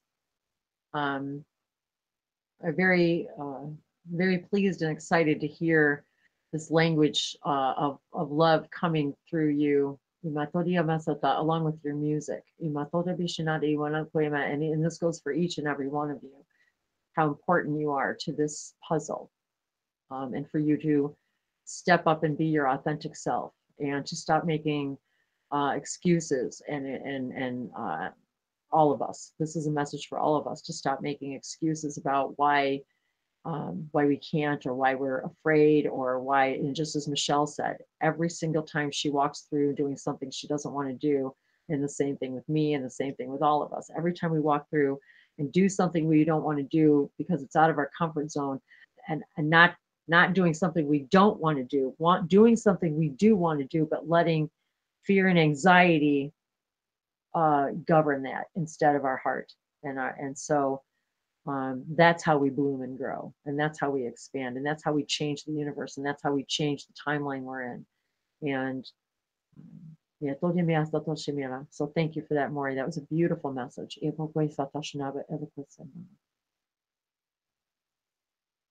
You're welcome. Thank you very, very much. I'm glad you came, and thank you. I know everybody's battery's running out.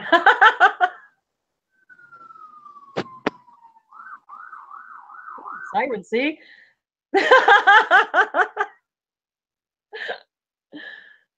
All right, how we doing here? Anybody else? And then we'll let Alex say goodbye. We'll do our final goodbyes and go off the air, and then you all can talk as long as you want.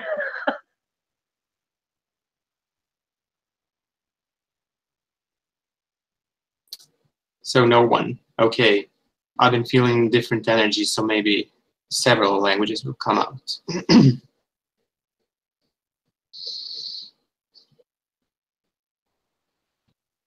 Amuzaga olege ongu amwai unga ala agis game and egg oi lawaza when it on this bourgeois muy giz ewanai.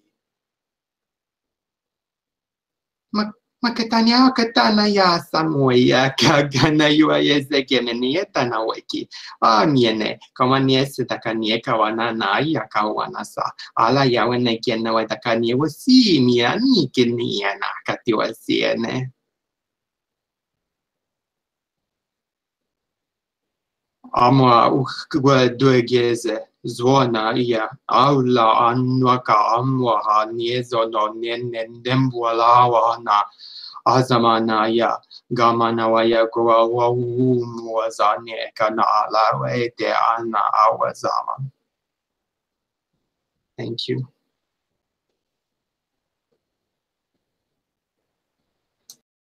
O te amo ko asana iwa no ko po sato joba ha ingo sa jaibe azaniza zobleano ko jabahina ko lango ya pasano ya awano ko pasano ya shot. Wow, I just felt this rush of cold air go right around my body. Ya soto pashanada iwa ko sama.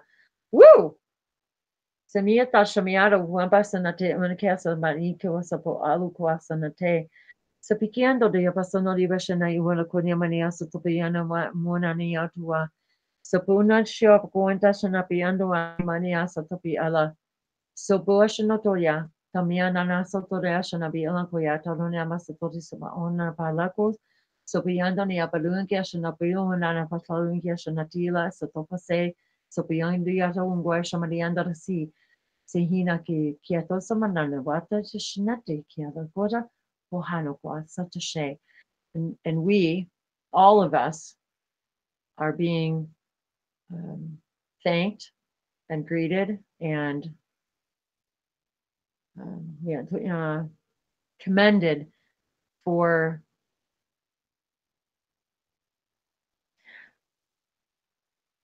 recognizing and embracing and stepping into our own divinity. Because divinity goes beyond all time, all timelines, all spaces, all planets, all languages. Divinity is our true essence.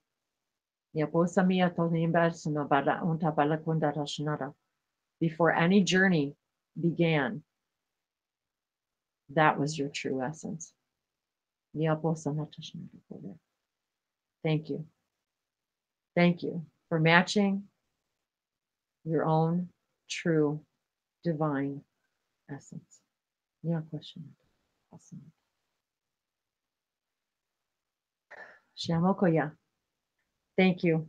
Thank you all for joining us once again for this galactic gathering to explore our multi-dimensional realities with each other, to share our love, our awarenesses, and to grow and expand into creating the ultimate collective consciousness that it is that we all dreamed possible. We are, all of us, a life of a dream coming true. My life is literally my dream coming true. And each of you are part of it. Thank you. I love you. Mahala. Namaste.